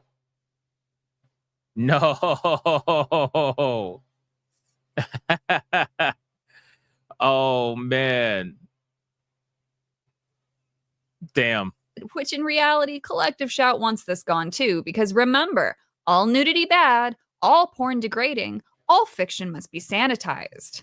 Jolie, a supporter of Coralie, says the quiet part out loud. Jolie says, yep, can't wait for the marketing to get clever and create ads that don't involve sexualized sexism to sell. That being said, the best way to stop this is to not buy their stuff. And yet, females do. Not women in this case. And yes, I will look into the words chosen and the disdain that this person has for the fact that women dare to have agency. Which brings me to the next article reposted by Caitlin Roper talking about how empowerment has become a cover for doing whatever the hell you like. And anyone complaining is oppressive. While there is some crossover from arguments over the years that would normally have me mildly agreeing with them that empowerment from the overall female movement was just manipulation, it is the reasoning that they use it and the reasoning behind Collective Shout that I will shoot them down. They use this as a means to shame women and control. They can't just call a woman a slut anymore. So They're not just trying to control men. They're trying to control women that don't think like them. They want to put you in essentially a boot camp of ideology to try to convert you to the way that they think. And if they can't, well, then you're problematic and they're going to do what they can to make sure you stay quiet. That's what these women tend to do. But they know that that won't work. But what they are doing is going to the store and giving them bad press in hopes that they ban the item that the women won't stop buying. Before I get canceled, I learned a new word today, and so will you. From shopping to naked selfies, how empowerment lost its meaning. It's quite an exciting time to be a woman, I can tell you. Feminism might not have quite finished its work yet. There are still niggly little things such as unequal pay and female genitalia mutilation, and unbelievably, abortion remains an actual issue in the US elections in 2016. But never has it been easier for a woman to feel empowered. So apparently, genital mutilation is just something to be mildly uncomfortable with. The article, however, goes on. The problem with this approach is that it leads to a great big pile of nothing. The suggestion that women should unthinkably celebrate one another purely. You know what's wild? Like every time I watch videos like this and I look at someone doing a deep dive on groups like this, I think to myself, I'm like, dude, man, like I can't imagine what it must be to live through life thinking like, I don't even tone policing people, I suppose, in the way that outside of like illegal shit, just going above and beyond, right? Like you could criticize fiction. That's one thing. Criticize fiction, have your gripes with it, say you would rather see this over that or whatever. You can do your, I don't know, you could do like your your recommendations or whatever. You could complain, you can cheer it on, you whatever. Like, you can have your opinion on it. But to just flat out say you shouldn't have that because I don't like that, I mean, I don't know. It's just kind of crazy. That's why I've always said, man, you can make your woke games. Make your woke games. Just don't co-opt games that weren't woke in the first place. That's where I have a problem, right? But otherwise, if you want to make your woke games, bro, put as much money as you want into that. Make your woke games, bro. I don't give a fuck. Make something new. Go for it. The modern audience hopefully will buy it. It's like, I'm not trying to ban woke games. I'm just trying to stop you from fucking putting that shit into games that never had it in the first place. That's basically it. Because then, you know, you're messing with shit that I personally enjoyed at a time. Out of sisterly feelings is about as patronizing as the idea that women shouldn't trouble their brains with opinions. The article further goes on, feminists who query whether things such as prostitution, pole dancing, or lurking about naked while being filmed by self-described pervert Terry Richard, as Miley Cyrus did for her video Wrecking Ball, are really empowering themselves, are shouted down as angry anti-sex harridans. In recent years, there have been feminist revisions of everyone from Margaret Thatcher to Kim Kardashian simply because they want their own self-empowered women, even though both of them explicitly distance themselves from the label in their respective times. Yet when the Kardashian tweeted a topless selfie last month, she claimed that she was empowered by her sexuality and thus, via the media of her iPhone and her breasts, she was striving to encourage the same empowerment for girls and women all over the world. Anyone who queried this philosophy was shouted down as an out-of-date loser who encouraged body shaming. So maybe the easiest way to deal with the kinds of arguments raised by choice feminism is to end with the simple truth. While the ability to choose is feminist, that doesn't mean the choice itself is. As Carrie Bradshaw, the icon of self-empowerment, could tell you, do whatever you like, but don't kid yourself that you're doing anything more than pleasing yourself. Buying shoes is not a strike against the patriarchy. Telling other women to shut up online is not a feminist act. Tweeting photos of your boobs is not empowering the world. There's a lot of things I actually agree with in this article, but having Collective Shout use this as a means of censorship, that's bad. I don't aim to stop women from taking pictures of themselves. Just merely being informed that the act is not a form of empowerment. You're still showing off boobs. It's just you doing it. All of this is still about control, controlling what men can consume and controlling what women want to do, all while defying biology and ignoring the concept of self-governance, responsibility, and ownership. Collective Shout is an evil organization that will stop. Well, now I can see why they block Savvy. I can definitely see why they block Savvy. They're a politically funded and politically supported Australian group attempting to influence American markets and companies across the globe.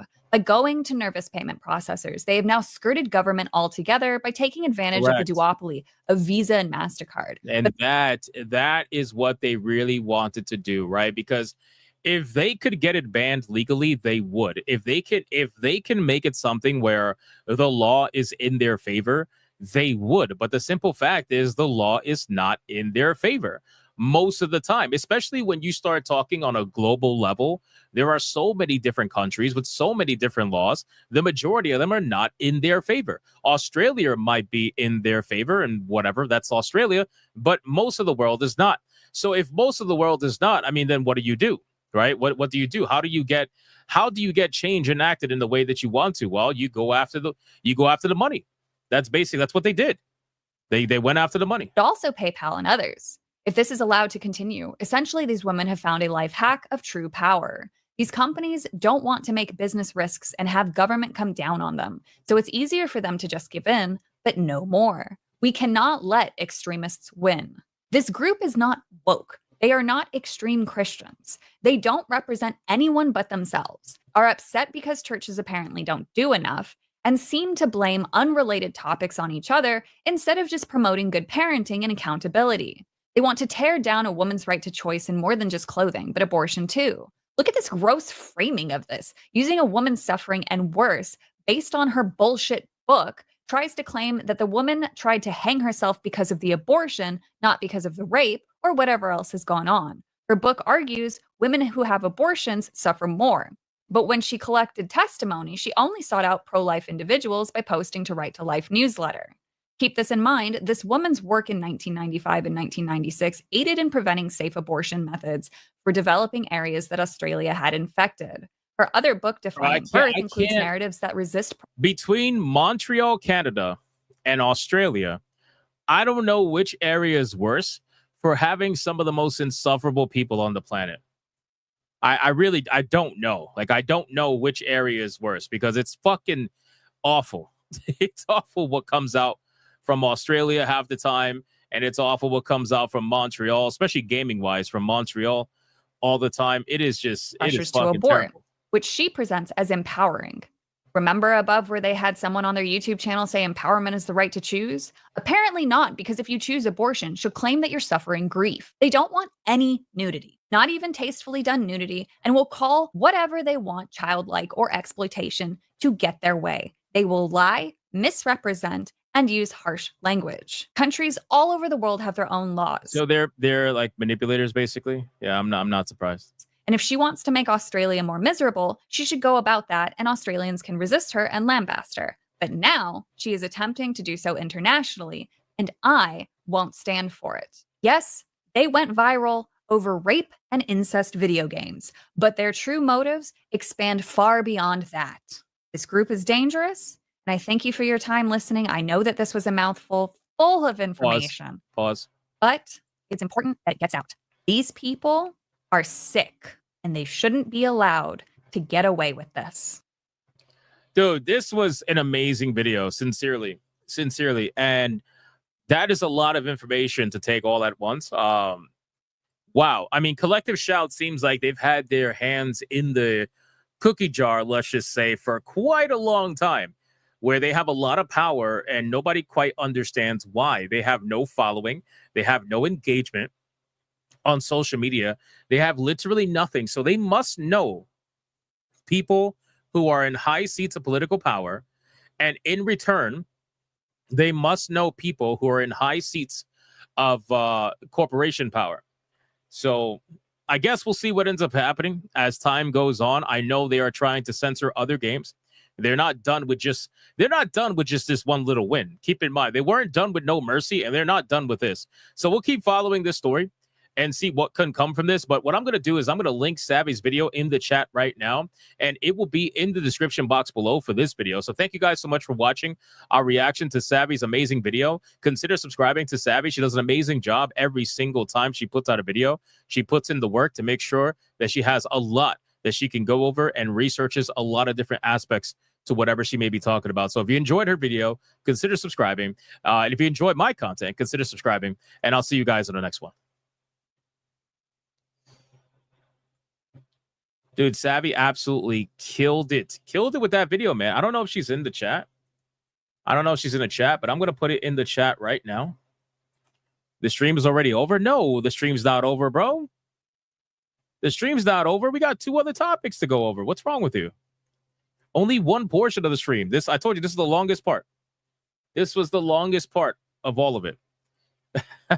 Let me catch up on super chats really fast, and then we're going to get into the next subject. We got quite a few. Chai Tea with a 2. It makes perfect sense. It's women who hate women. It's amazing, isn't it? Amazing. Flip Shazam with a 2. It's turning the women into whores. You said it, not me. Dragon with a 10. This group defends Netflix. Oh, that's right. That's right. They did defend Netflix's cuties. That's right. Don't even touch romance novels. Very silent on issue like Diddy and Epstein. Yeah, very silent, I'm sure. Just Stafford with a 499. Sounds like she hit the wall and is having a hard time coming to grips with the fact that the only value she provides is hoes bad. That's crazy. That is crazy. Shout out to Just Stafford. I got Caramel Beast 489. I'd be mad too if my name was Tankard. Bro, I'm not gonna lie, that name is pretty hardcore aggressive for a woman. Imagine trying to talk to a woman, be like, hey, what's your name? Yeah, my name is Melissa Tankard. Oh man, it's crazy. Flip Shazam with a 2 says, wait, we're letting women make decisions and think? Yes, unfortunately, sometimes we do. Mr. Melancholy with a 2 collective shout. Basically a group of female JDAs. You know what? Accurate. Caramel Beast 499. All these women need is the love of a good man. And then puts an emoji that I can't say. Shout out to Caramel Beast. Super Kitty for 35 months of legendary status. Says, sup, Hypnotic. What's up, Super Kitty? How you doing? 35 months. God damn. Thank you so much. Thank you so much. That's legendary. Holy shit. All right, we got Rumble. Adam Jubin with $1. It's Stone Cold Savage Savvy laying stunners on X and flipping the middle finger at Collective Soul. Facts. Savvy does an amazing job. Seriously, an amazing job. She absolutely just puts in the work, and it's fantastic to see. Anti-Federalist Pain with a 2. If I hadn't joined the Navy, I would probably be celebrating her win against porn. A lot of fundamentalist Christians don't even notice they are fighting for the same as the far left. That is honestly pretty damn hilarious when you think about it, right? Two sides of the same coin, pretending to be different sides, right? Snooty Mims with a 5. We need more women in society like Savvy and Valerian. Shout out to Snooty Mims. Appreciate that, brother. Adam Jubin with $1. Hypnotic. They want everyone and everything to be Amish. I don't even think they want them to be Amish. Because let's be fucking real. These feminist women, they can't go a day like the Amish do. The women have to actually work. The women have to actually put in the work. You think they want to be Amish? Bro, no way. No way. Absolutely not. Adam Jubin with $1. Collective shout fucked up becoming public and coming after games and taking credit. Well, see, the thing is, they want the credit. They need the credit, right? It validates their movement. It validates their thoughts. It validates everything that they're trying to do. So they need that, they need that confirmation to be public. You need everybody to know it was them. You know what I'm saying? They're like, I'll tell you what they like. They're like the bad guy that reveals his master plan and spends his entire time revealing his master plan when he should have just been enacting his master plan. So then the plan falls through because he spent all the time telling the good guys about his plan. That's what they are. Anti-Federalist Pain with a 2. She pretends to be a Christian woman. The part of the Bible that tells women to get married, stay home, start a business at home, teach your children, and avoid gossiping and slandering doesn't apply. Yeah, no, it never applies, bro. It never applies. We got Adair Soto with $1. These people are also defending women having a relationship with minors in high school. There was an article on their webpage about a teacher 3 months ago. What? I'm sorry? Really? That's crazy, bro. Holy shit. Why am I not surprised? I mean, considering the whole what do you call it? The whole cuties thing, that they defended cuties. I mean, I guess that's not shocking. You know, but I guess. Old Man Cad for $1. This happened before in the 1920s. It was called prohibition. Facts. Facts. Old Man Cad coming with the knowledge, man. The wisdom. The absolute wisdom. And then Super Kitty dropping a membership on the channel. Thank you so much, Super Kitty. I appreciate that. Appreciate that very much. All right, guys, we're going to get into the next topic. I think we're past tier 1 or getting close to past tier 1. I don't know. Mod's got to let me know what's going on with that. We're going to get into the content. Oh, there we go. T-Jab says, attention. We are still 144 away from tier 2. Thank you. Thank you, T-Jab. Okay, let's get into the content. The next one is going to be about Sony's lawsuit settlement getting rejected. This is a big one. This is a big one. I want to cover this because it's very interesting. Let me see. Hold on one second. Let's see. Give me 1 second. I forgot to do something. Hold on 1 second. 1 second. Forgot to get the screen ready because I'm retarded. That's simply what it is. All right, boom. There we go. It's like movie magic. You're not supposed to see the magic. No, so apparently, yeah, so is Sony getting felted? Yeah, I would say so. I would say so. Nani, Sony got rejected. Yep, they got rejected. They sure did. Sony has been in a lawsuit for a little while now, and it has to do with pricing and trying to control pricing by stopping retailers from selling games digitally, thus forcing retailers to go to their PlayStation store and artificially inflating prices because the retailers would give better prices than Sony would. And, you know, I guess they didn't like that. So they tried to, I guess, settle. Sony tried to settle and it got denied. So Sony tried to get out of the lawsuit by settling and it got denied. So we're going to go over it. It's always a good It's always a good story. All right, ladies and gentlemen, so we have a very interesting story coming to us from PlayStation. If you guys are not aware, PlayStation has been in a lawsuit regarding online pricing in their store. One of the main reasons why they're being sued right now by over, I believe, 4 million people. It's a massive class action lawsuit. The reason why they're being sued right now in this class action lawsuit is simply because Sony tried to essentially control and regulate online digital sales by trying to stop major retailers from selling digital games so that it can force people into their ecosystem and for them to artificially inflate the prices and sell them at maximum amounts. That is what's happening right now with this lawsuit. People were like, no, that should not be allowed. And it turned into an actual class action. Now, apparently, Sony has tried to settle on this entire situation. Sony has tried to say, okay, well, we're willing to settle at XYZ. And apparently that settlement has been rejected. So that's what we're going to be covering today. And I find this all to be extremely interesting. So a United States judge has rejected Sony PlayStation settlement for the class action lawsuit, calling it apparently a coupon settlement. Now, I'm no lawyer. I don't know what that means, but I'm sure we're going to find out in about 2 seconds.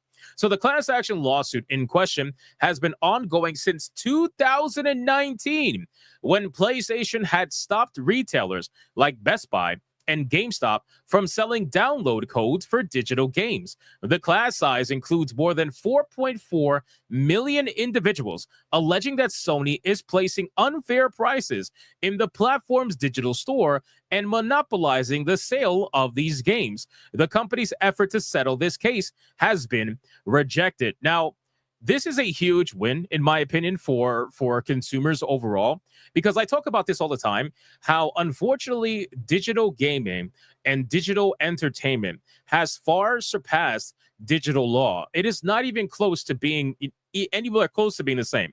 Digital law is so far behind digital entertainment and what's available right now that the law has to catch up. And these kind of lawsuits were only a matter of time, right? This is exactly what helps create new law in the future when we can reference cases like this for future cases that are eventually, obviously that's going to happen.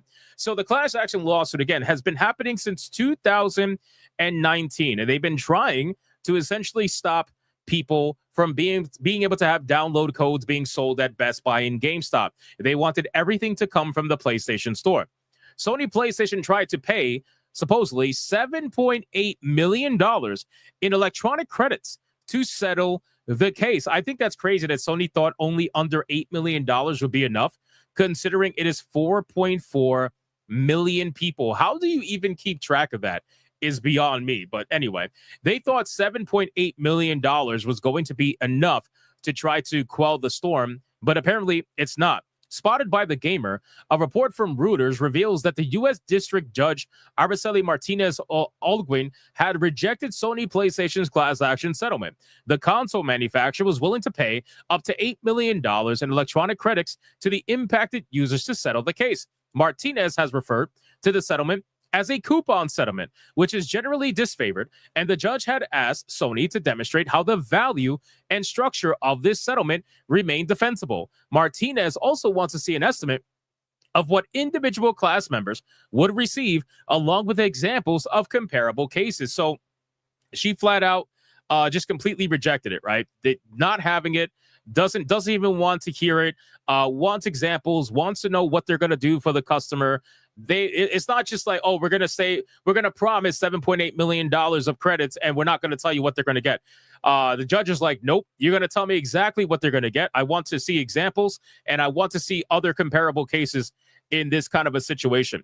Sony PlayStation has stated that they are settling to reduce further costs and the distraction of continued litigation. The settlement period includes all eligible game purchases made between April of 2019 and December of 2023. That is freaking insane. I cannot sincerely believe that they are going to have this many sales that they're going to have to sift through in order to figure out what exactly was going on in terms of monopolization on the PlayStation Store. That is crazy. Exactly. And people are probably saying to themselves, oh, so this is why certain retailers stopped selling codes. This is why, right? If you were probably thinking why those retailers no longer allow you to buy digital codes from their store when they used to, well, it's because of this. It's because of this lawsuit. It's because of Sony. The plaintiff's lawyer has stated that they are seeking up to approximately 33% of the settlement for legal fees, or about $2.61 million. If 7.8 million store credits were to be distributed by 4.4 million impacted users, then each individual will receive less than $2 as the settlement in-store credits. That's how little Sony actually gives a fuck. No wonder this entire thing got denied, because they're basically saying, yeah, we'll pay you $2. We'll pay each person who was impacted $2, and you can move on your merry way, you peasants. Like, what the hell, bro? In other news, the pricing of PlayStation Store items has led to a class action lawsuit in the Netherlands as well. So this whole thing is exploding left and right. Sony, and keep in mind, guys, it's not just Sony that wants to do things like this.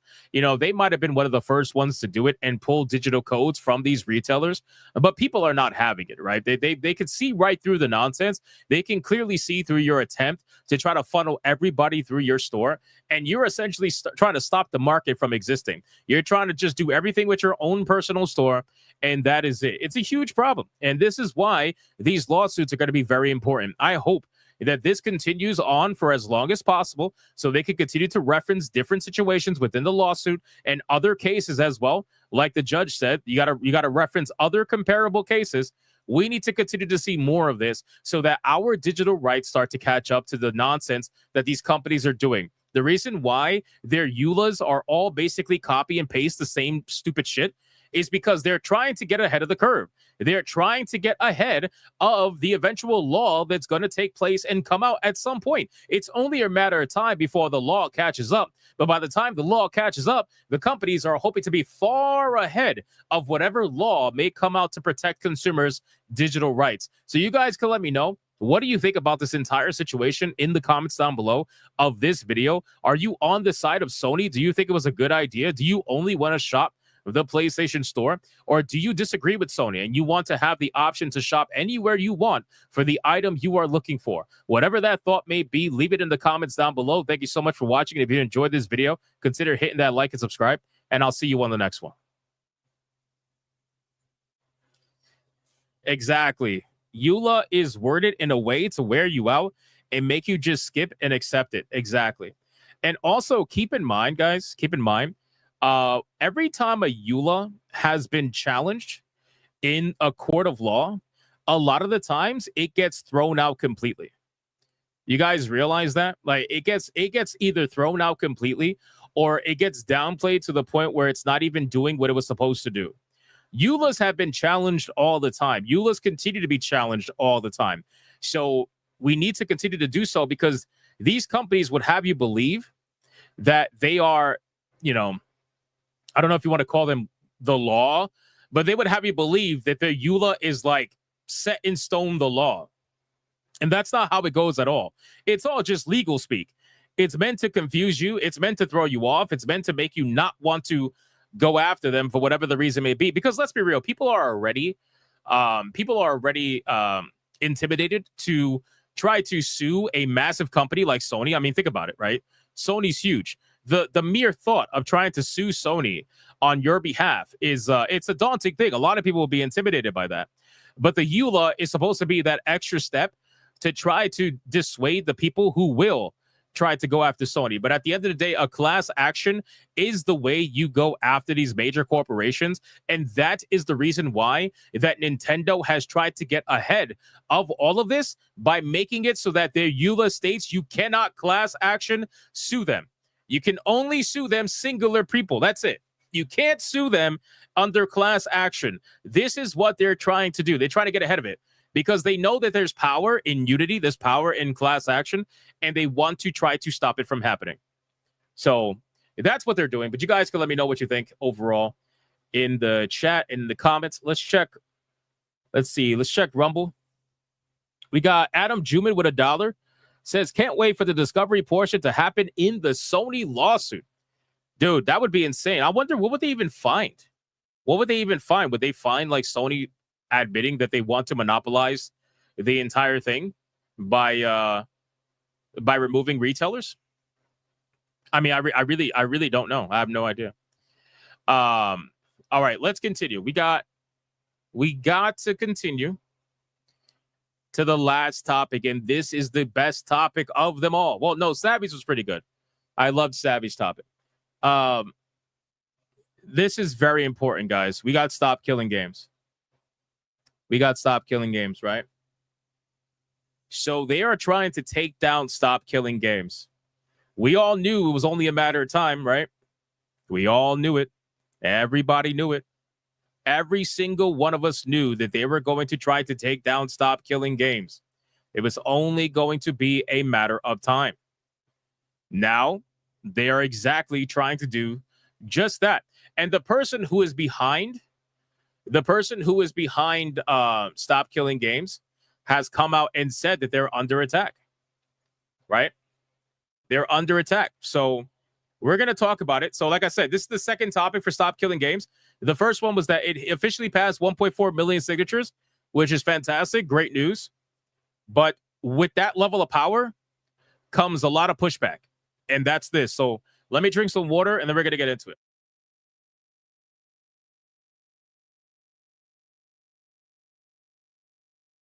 Okay. All right, here we go. Like the stream, boys. All right, so if you guys are not aware, we have a very interesting development happening right now with Stop Killing Games. I have good news and I have bad news. The good news is that Stop Killing Games has officially surpassed 1.4 million signatures. That is great news, and I'm extremely happy to see that. And this was 10 days before the deadline of Stop Killing Games, so the movement behind that is exploding, and I'm sure Pirate Software is very, very happy about that. But something else comes with that level of success, right? Something else comes with that level of attention and notoriety, and that has to do with pushback. Basically, people trying to stop you from doing what you're doing.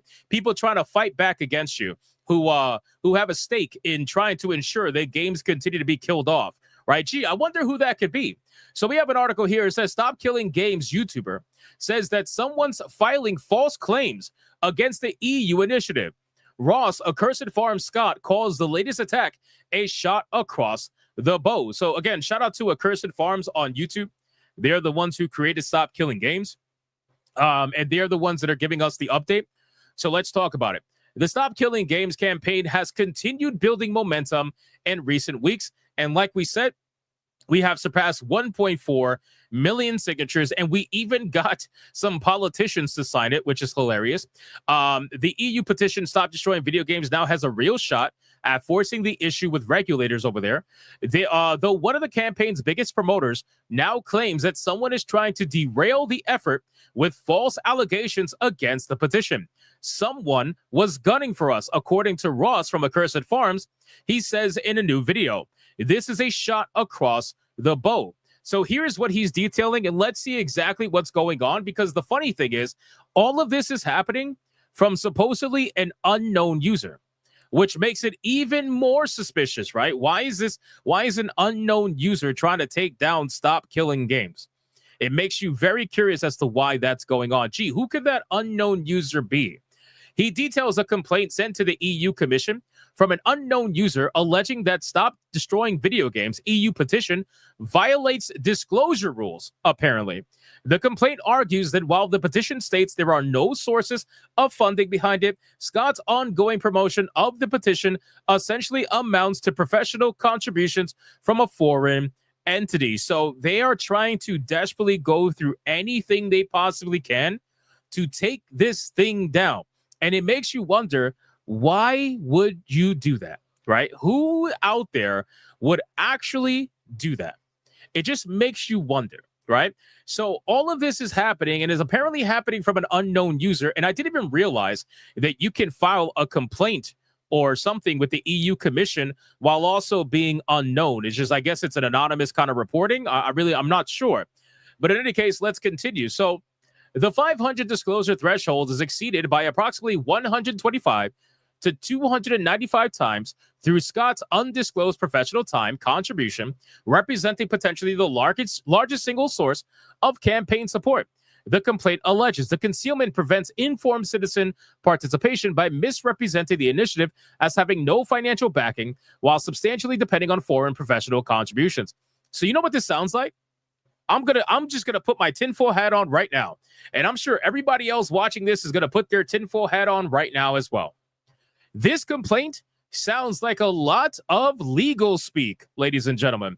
It sounds like major companies, I don't know who, I'm not going to name which companies, but it sounds like there might have been some companies that said, hey, let's sick our lawyers on this. Let's get one of our lawyers to submit a report to the EU under the guise of anonymity, and we are going to do this whole mumbo-jumbo legal speak out there. It's pretty amazing. But in any case, let's continue reading this nonsense. The entire argument rests on trying to ballpark the value of Scott's time at between $55 and $85 an hour, and the amount of time at up to almost 2,000 hours. The result is a non-monetary contribution of anywhere from $73,000 to $170,000 in value. The complaint claims the estimates are based on his YouTube channel and an interview Scott did with PC Gamer, in which he said, I've been running a rickshaw carrying people to the destination. The complaint does not include an estimate for Scott's hourly rickshaw rate. It's always about the money. Isn't that amazing? This sounds awfully similar to another situation that we have heard about, where they constantly like to bring up money, right? Oh my God, somebody's making money trying to do something good. There's no way that should be allowed. So look at this complaint. This complaint has literal bullet points. Tell me a lawyer didn't make this, right? Tell me somebody who knows a lot of legal speak, who is trying to protect companies. Tell me a lawyer did not make this, right? Because I could sell you a fucking bridge if you truly believe that a lawyer did not actually make this entire ridiculous thing broken down by bullet points. And they even talk like a lawyer. Additional considerations. I mean, seriously. Throughout his latest video detailing the new twist in the ongoing Stop Killing Games saga, Scott tries to make clear that while he supports the EU petition, he's not one of the organizers behind it, and the overall movement is not a hive mind. The official organizers literally asked EU representatives if it was okay for me to assist them in the capacity that I've been back in spring of 2024, just to make sure everything was above board in case there was a problem or we needed to report anything Scott says. They said, what I've been doing is fine. We've been doing this by the book, guys. So, again, maybe this person didn't know that. Perhaps this person had no idea. I really don't know. But I think it's pretty hilarious to see all of this go down. And I think we need to continue pushing Stop Killing Games as much as humanly possible. It's unclear who is behind the anonymous complaint. It could be someone appealing on behalf of video game companies in Europe whose lobbying entity previously released a statement rejecting the petition's demands as too onerous and unworkable, or it could just be some random internet user with an axe to grind. There is no way that is a random internet user. I absolutely disagree. There is no way that this is a random internet user. This is somebody who has experience speaking on behalf of companies. Just based off of the way they put everything together, I refuse to believe that this is some random person. Maybe it could be, but I think we're talking like a 5% chance, maybe even less than that. But in any case, it could just be somebody with an axe to grind against Scott as players debate the Stop Killing Games movement's merits. But it was the decommissioning of Ubisoft's The Crew that originally kicked off the whole thing anyway, which makes you wonder, could this be Ubisoft allegedly? Just makes you wonder, right? Makes you wonder. Regardless, though, this is clearly a company that, I mean, just look at this, man. Look at this entire breakdown. This entire thing is clearly a someone who has experience either doing lawfare or working at a company of some kind. I really don't know.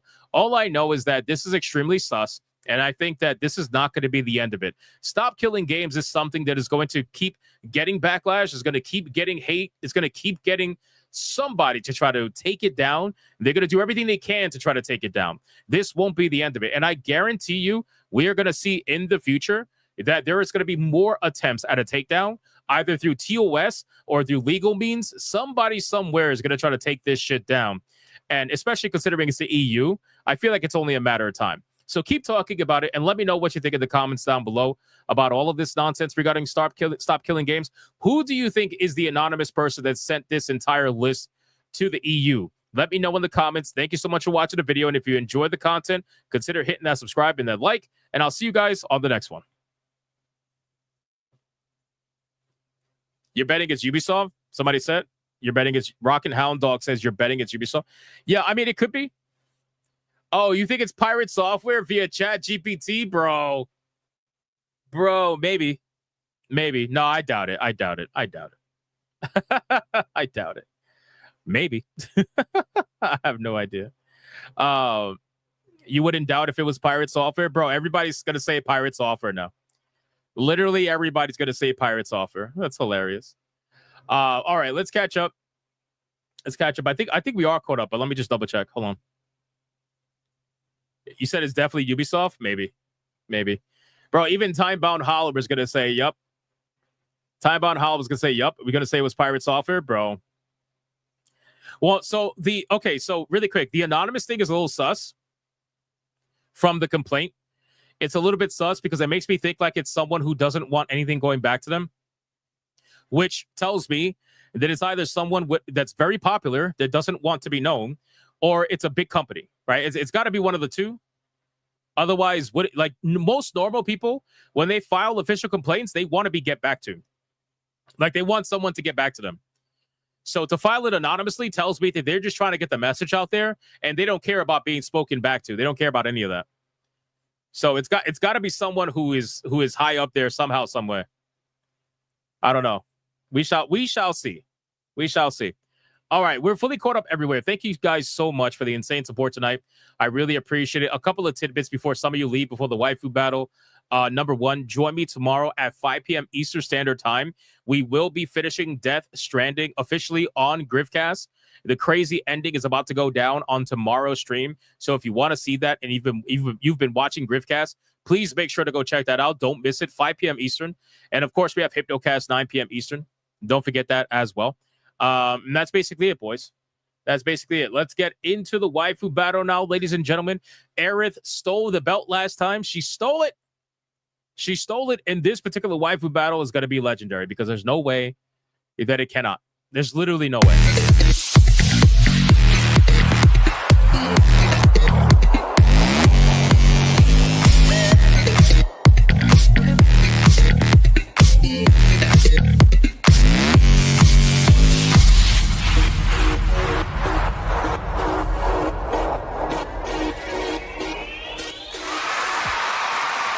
Boys, waifu battle is here.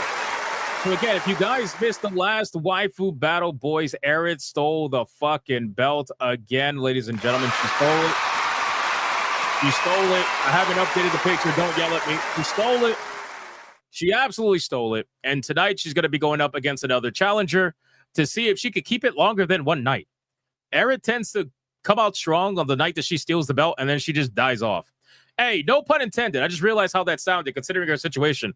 No pun intended. No pun intended. All right, let's go over the rules, man. Rule number one. All super chats during the waifu battle can and will count towards a particular waifu, but the only way it is going to count is if you put the name of the waifu in the super chat first. You got to put the name first. If you don't put the name first, then it will not count. It doesn't matter how big they are. If you super chat after the fact and you put the name of the wife you forgot to put the first time first, then I will make it count. Rule number two, you can vote for any wife regardless of who's on the screen. It doesn't matter. You can vote for the champion who is Aerith, or you can vote for the challenger who you're about to find out. It doesn't matter who's on screen at the time. Last but not least, after the second wife who comes off screen, I'm going to do a 30-second countdown. After the 30-second countdown, no more super chats are going to count. It doesn't matter how big they are. The last super chat that shows up on my screen will be the one that counts. So please, if you're going to vote, vote early and vote hard, ladies and gentlemen. Do you understand the rule?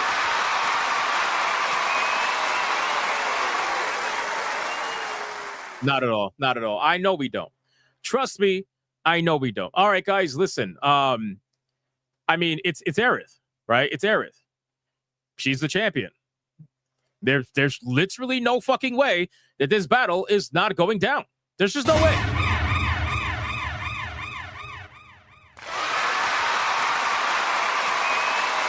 All right, boys.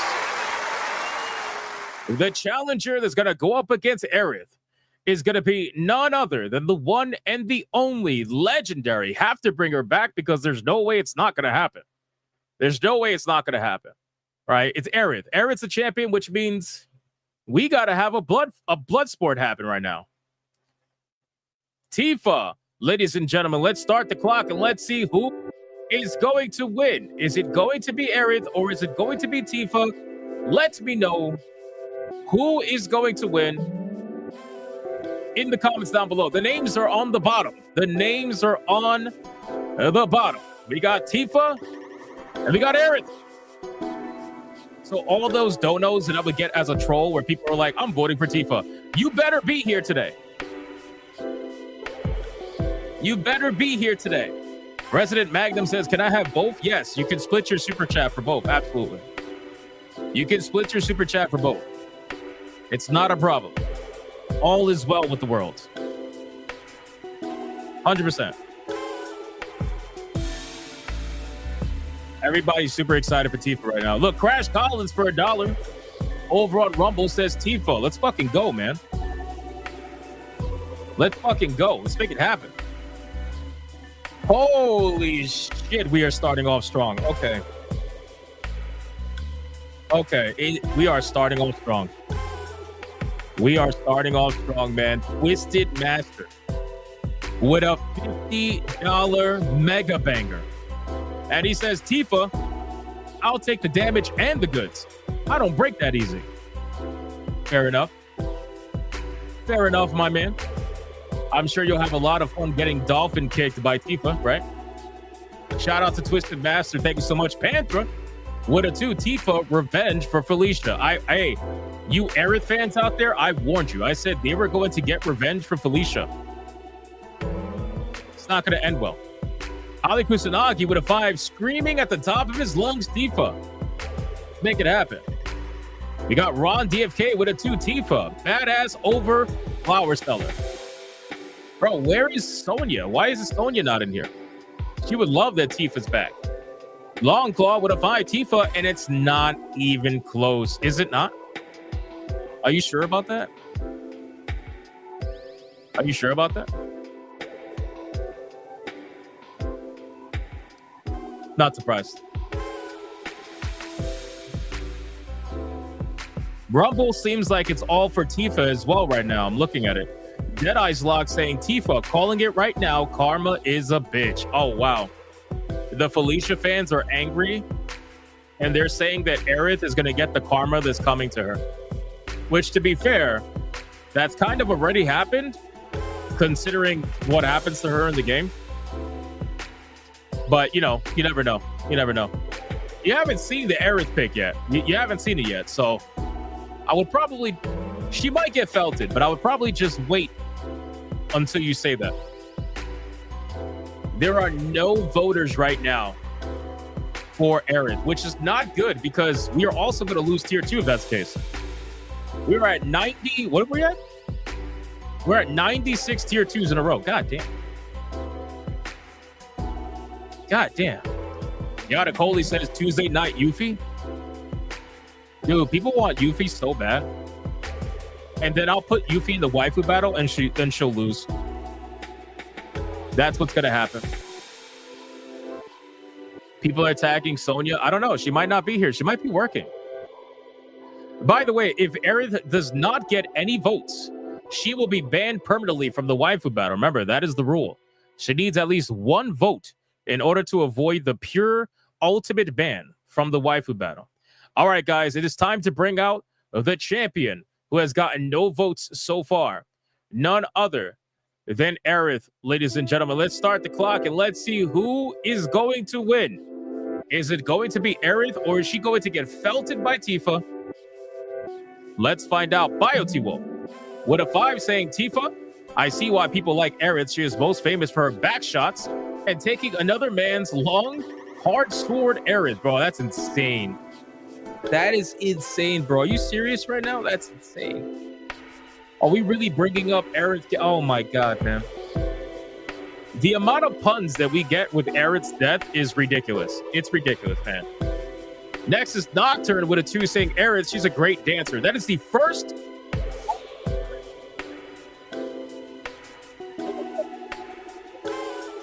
That would have been bad if that was the case. Yo, look at this legend we have in the chat. Oh my God, he's catching us gooning. That's not good. That's not good. Drunk 3PO. Drunk 3PO just dropped a massive 5 membership banger on the chat during the Waifu Battle of all times. During the Waifu Battle. Holy shit. Shout out to Drunk 3PO. Thank you so much, man. I appreciate it. That gets us a little bit closer to tier 2. We're trying, man. We're trying. We're trying. JP Winslow with a 2 says, Aerith, my post, so my vote. Fair. Fair. Fair. Jay got caught gooning. Nah, he probably left right after. He's like, oh shit, let me get out of here. Yeah, exactly. I think he immediately left. Oh no, he's here. He's gooning. Everybody look at Drunk 3PO. He's gooning. Drunk 3PO is gooning right now. Right now. He bricked. The Mervoth with a 2 says Tifa because fan art doesn't need to enhance her. Fair, fair, fair. Hypnotic Rapture with a 2 Aerith sympathy vote to prevent her ban. Tifa with a heart emoji. All right, fair enough, but it's still an Aerith vote. It's still an Aerith vote. Drunk 3PO says, been busy bit. I gotta support. Oh, thank you, man. I appreciate you, bro. I really do. I watch all the streams that I possibly can from you.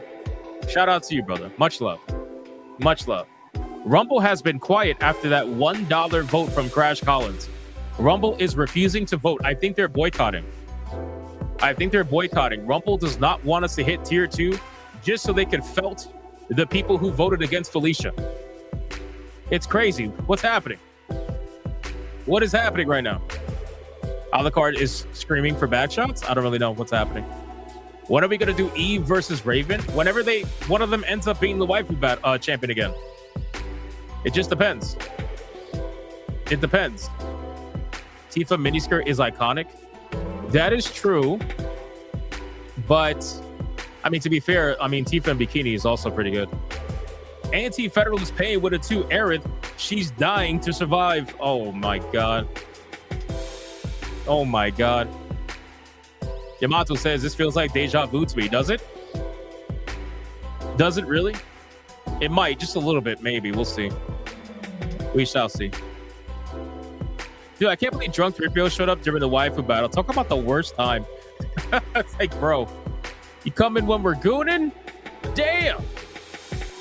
What a legend. What a legend. I love Drunk 3PO, man. He's awesome. Tifa in Vampirella cosplay? Maybe. Hopefully we get to tier 2. Maybe. I don't know. We're a little bit fucked. I think we're like 100, a little over 100. I don't know. Genetic Explorer with $1 says Tifa. I voted yesterday to help Felt the Furry and will allow the sacrifice of Aerith for Tifa. See, I told you that's what's happening. I told you that's what's happening. All right, guys. Final countdown. Here we go. 5, 4, 3, 2, 1, go.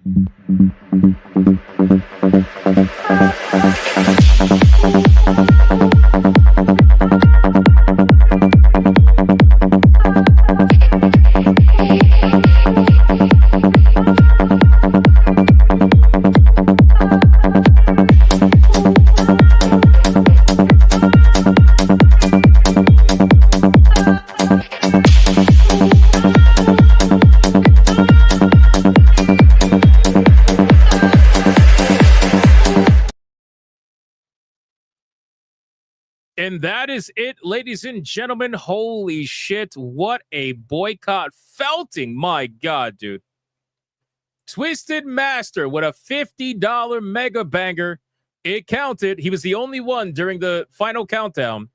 And he ensured that Tifa was going to win the battle. Twisted Master also ensured that we have successfully, for the 97th time in a row, we have saved Tier 2 thanks to Twisted Master.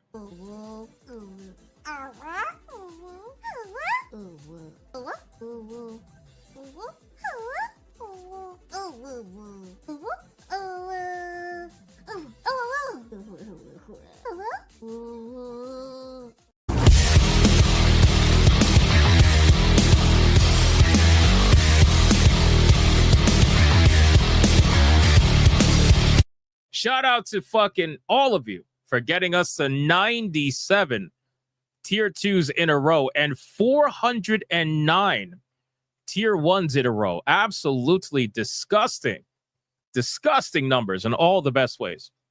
All right, mods, count it up and let's see who won this waifu battle. Although I feel like we all kind of know. And I'm gonna nuke the fucking chat for a Twisted Master. You know what? No. I'm gonna do one better. Since Drunk 3PO's in the chat right now. I'm gonna do one better. He likes this kind of stuff. So let's celebrate the right way for 250 bangers. Let's go.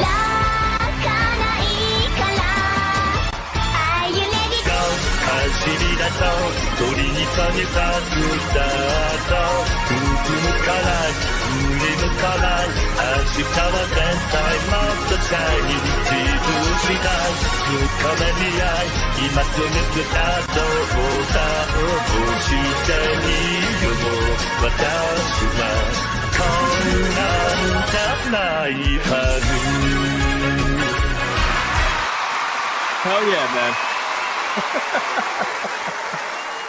Hell yeah, dude.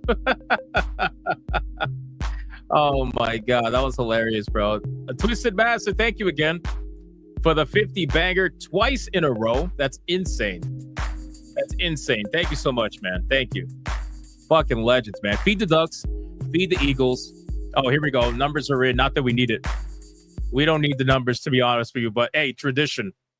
All right, so we got Aerith with $8.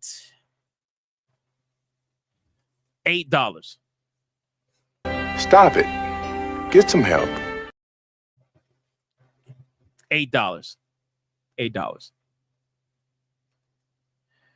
And we got Tifa at $121.26, which means the winner and the new Waifu Battle champion is none other than the one that started it all. Tifa, ladies and gentlemen. And the song is going to hit even better now.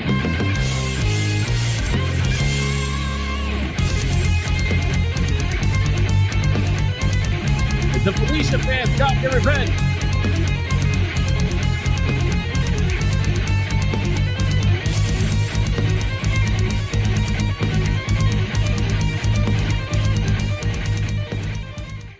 To be honest, it was the Felicia fans, man. They got their revenge, man. They got their revenge.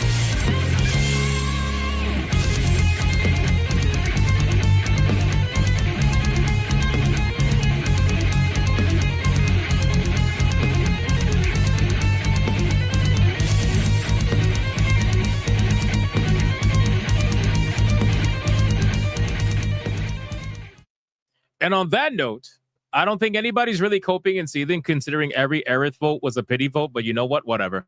You are coping and seething. You just can't accept what you're seeing. Yes, you're coping and seething. The truth is scalding, and now you are molding and coping so hard. Coping and seething. And that is it for the Waifu Battle, ladies and gentlemen. Tifa's going to go backstage, and she will face off against another waifu tomorrow. Hypnocast, 9 p.m. Eastern Standard Time. Do not miss it. It's going to be a great time, man. BioT-Wolf is laughing. Yeah, he is. I'm sure he is having a great time right now. Longer stream, Hypno, please, bro. I can't. I got to upload these vids, and I got to get ready for tomorrow to finish Death Stranding. I'm so excited to get that going. It's going to be a great time. And then the next day, we play Wu Chang. I know everybody's waiting for that. Everybody's waiting for me to jump on Wu Chang day one. I'm going to jump on it. Don't worry. I'm going to be right on it, boys. It's going to be a great time, man. I'm excited.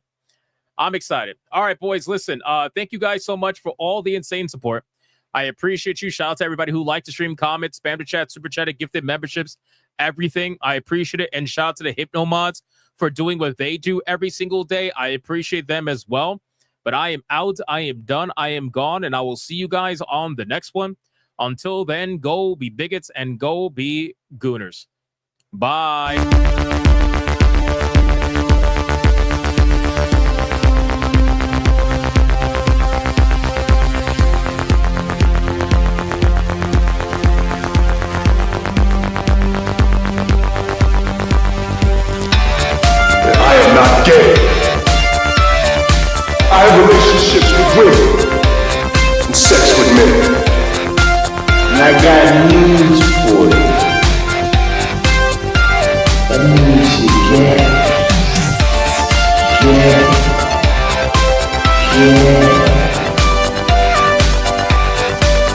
Poor kids are just as bright and just as talented as white kids. Her dog, or her cat, was named Vagina. Vagina. Vagina. Put a ticket in, make her gay. Fuck it, yeah, Jones. Put a ticket in, make her lady gay. Fuck it, yeah, put a ticket in, make her gay. It means put a chicken in it, sweetie, and make her fucking gay. Fucking pronouns! Fucking pronouns! Fucking gender ambiguity! Fucking current day Californian shit! 'Cause it's all we fucking know! 'Cause we're boring! We're so fucking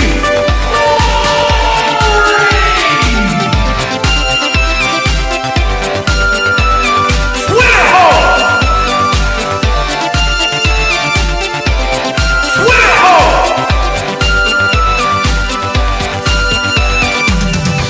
Get it right! At the touch of the black man,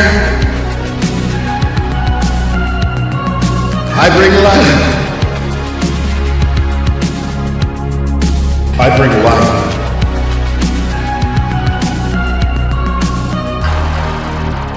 I bring life.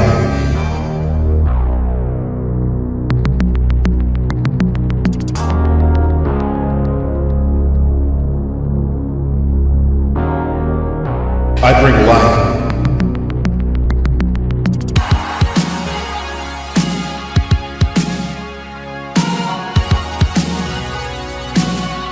I bring life.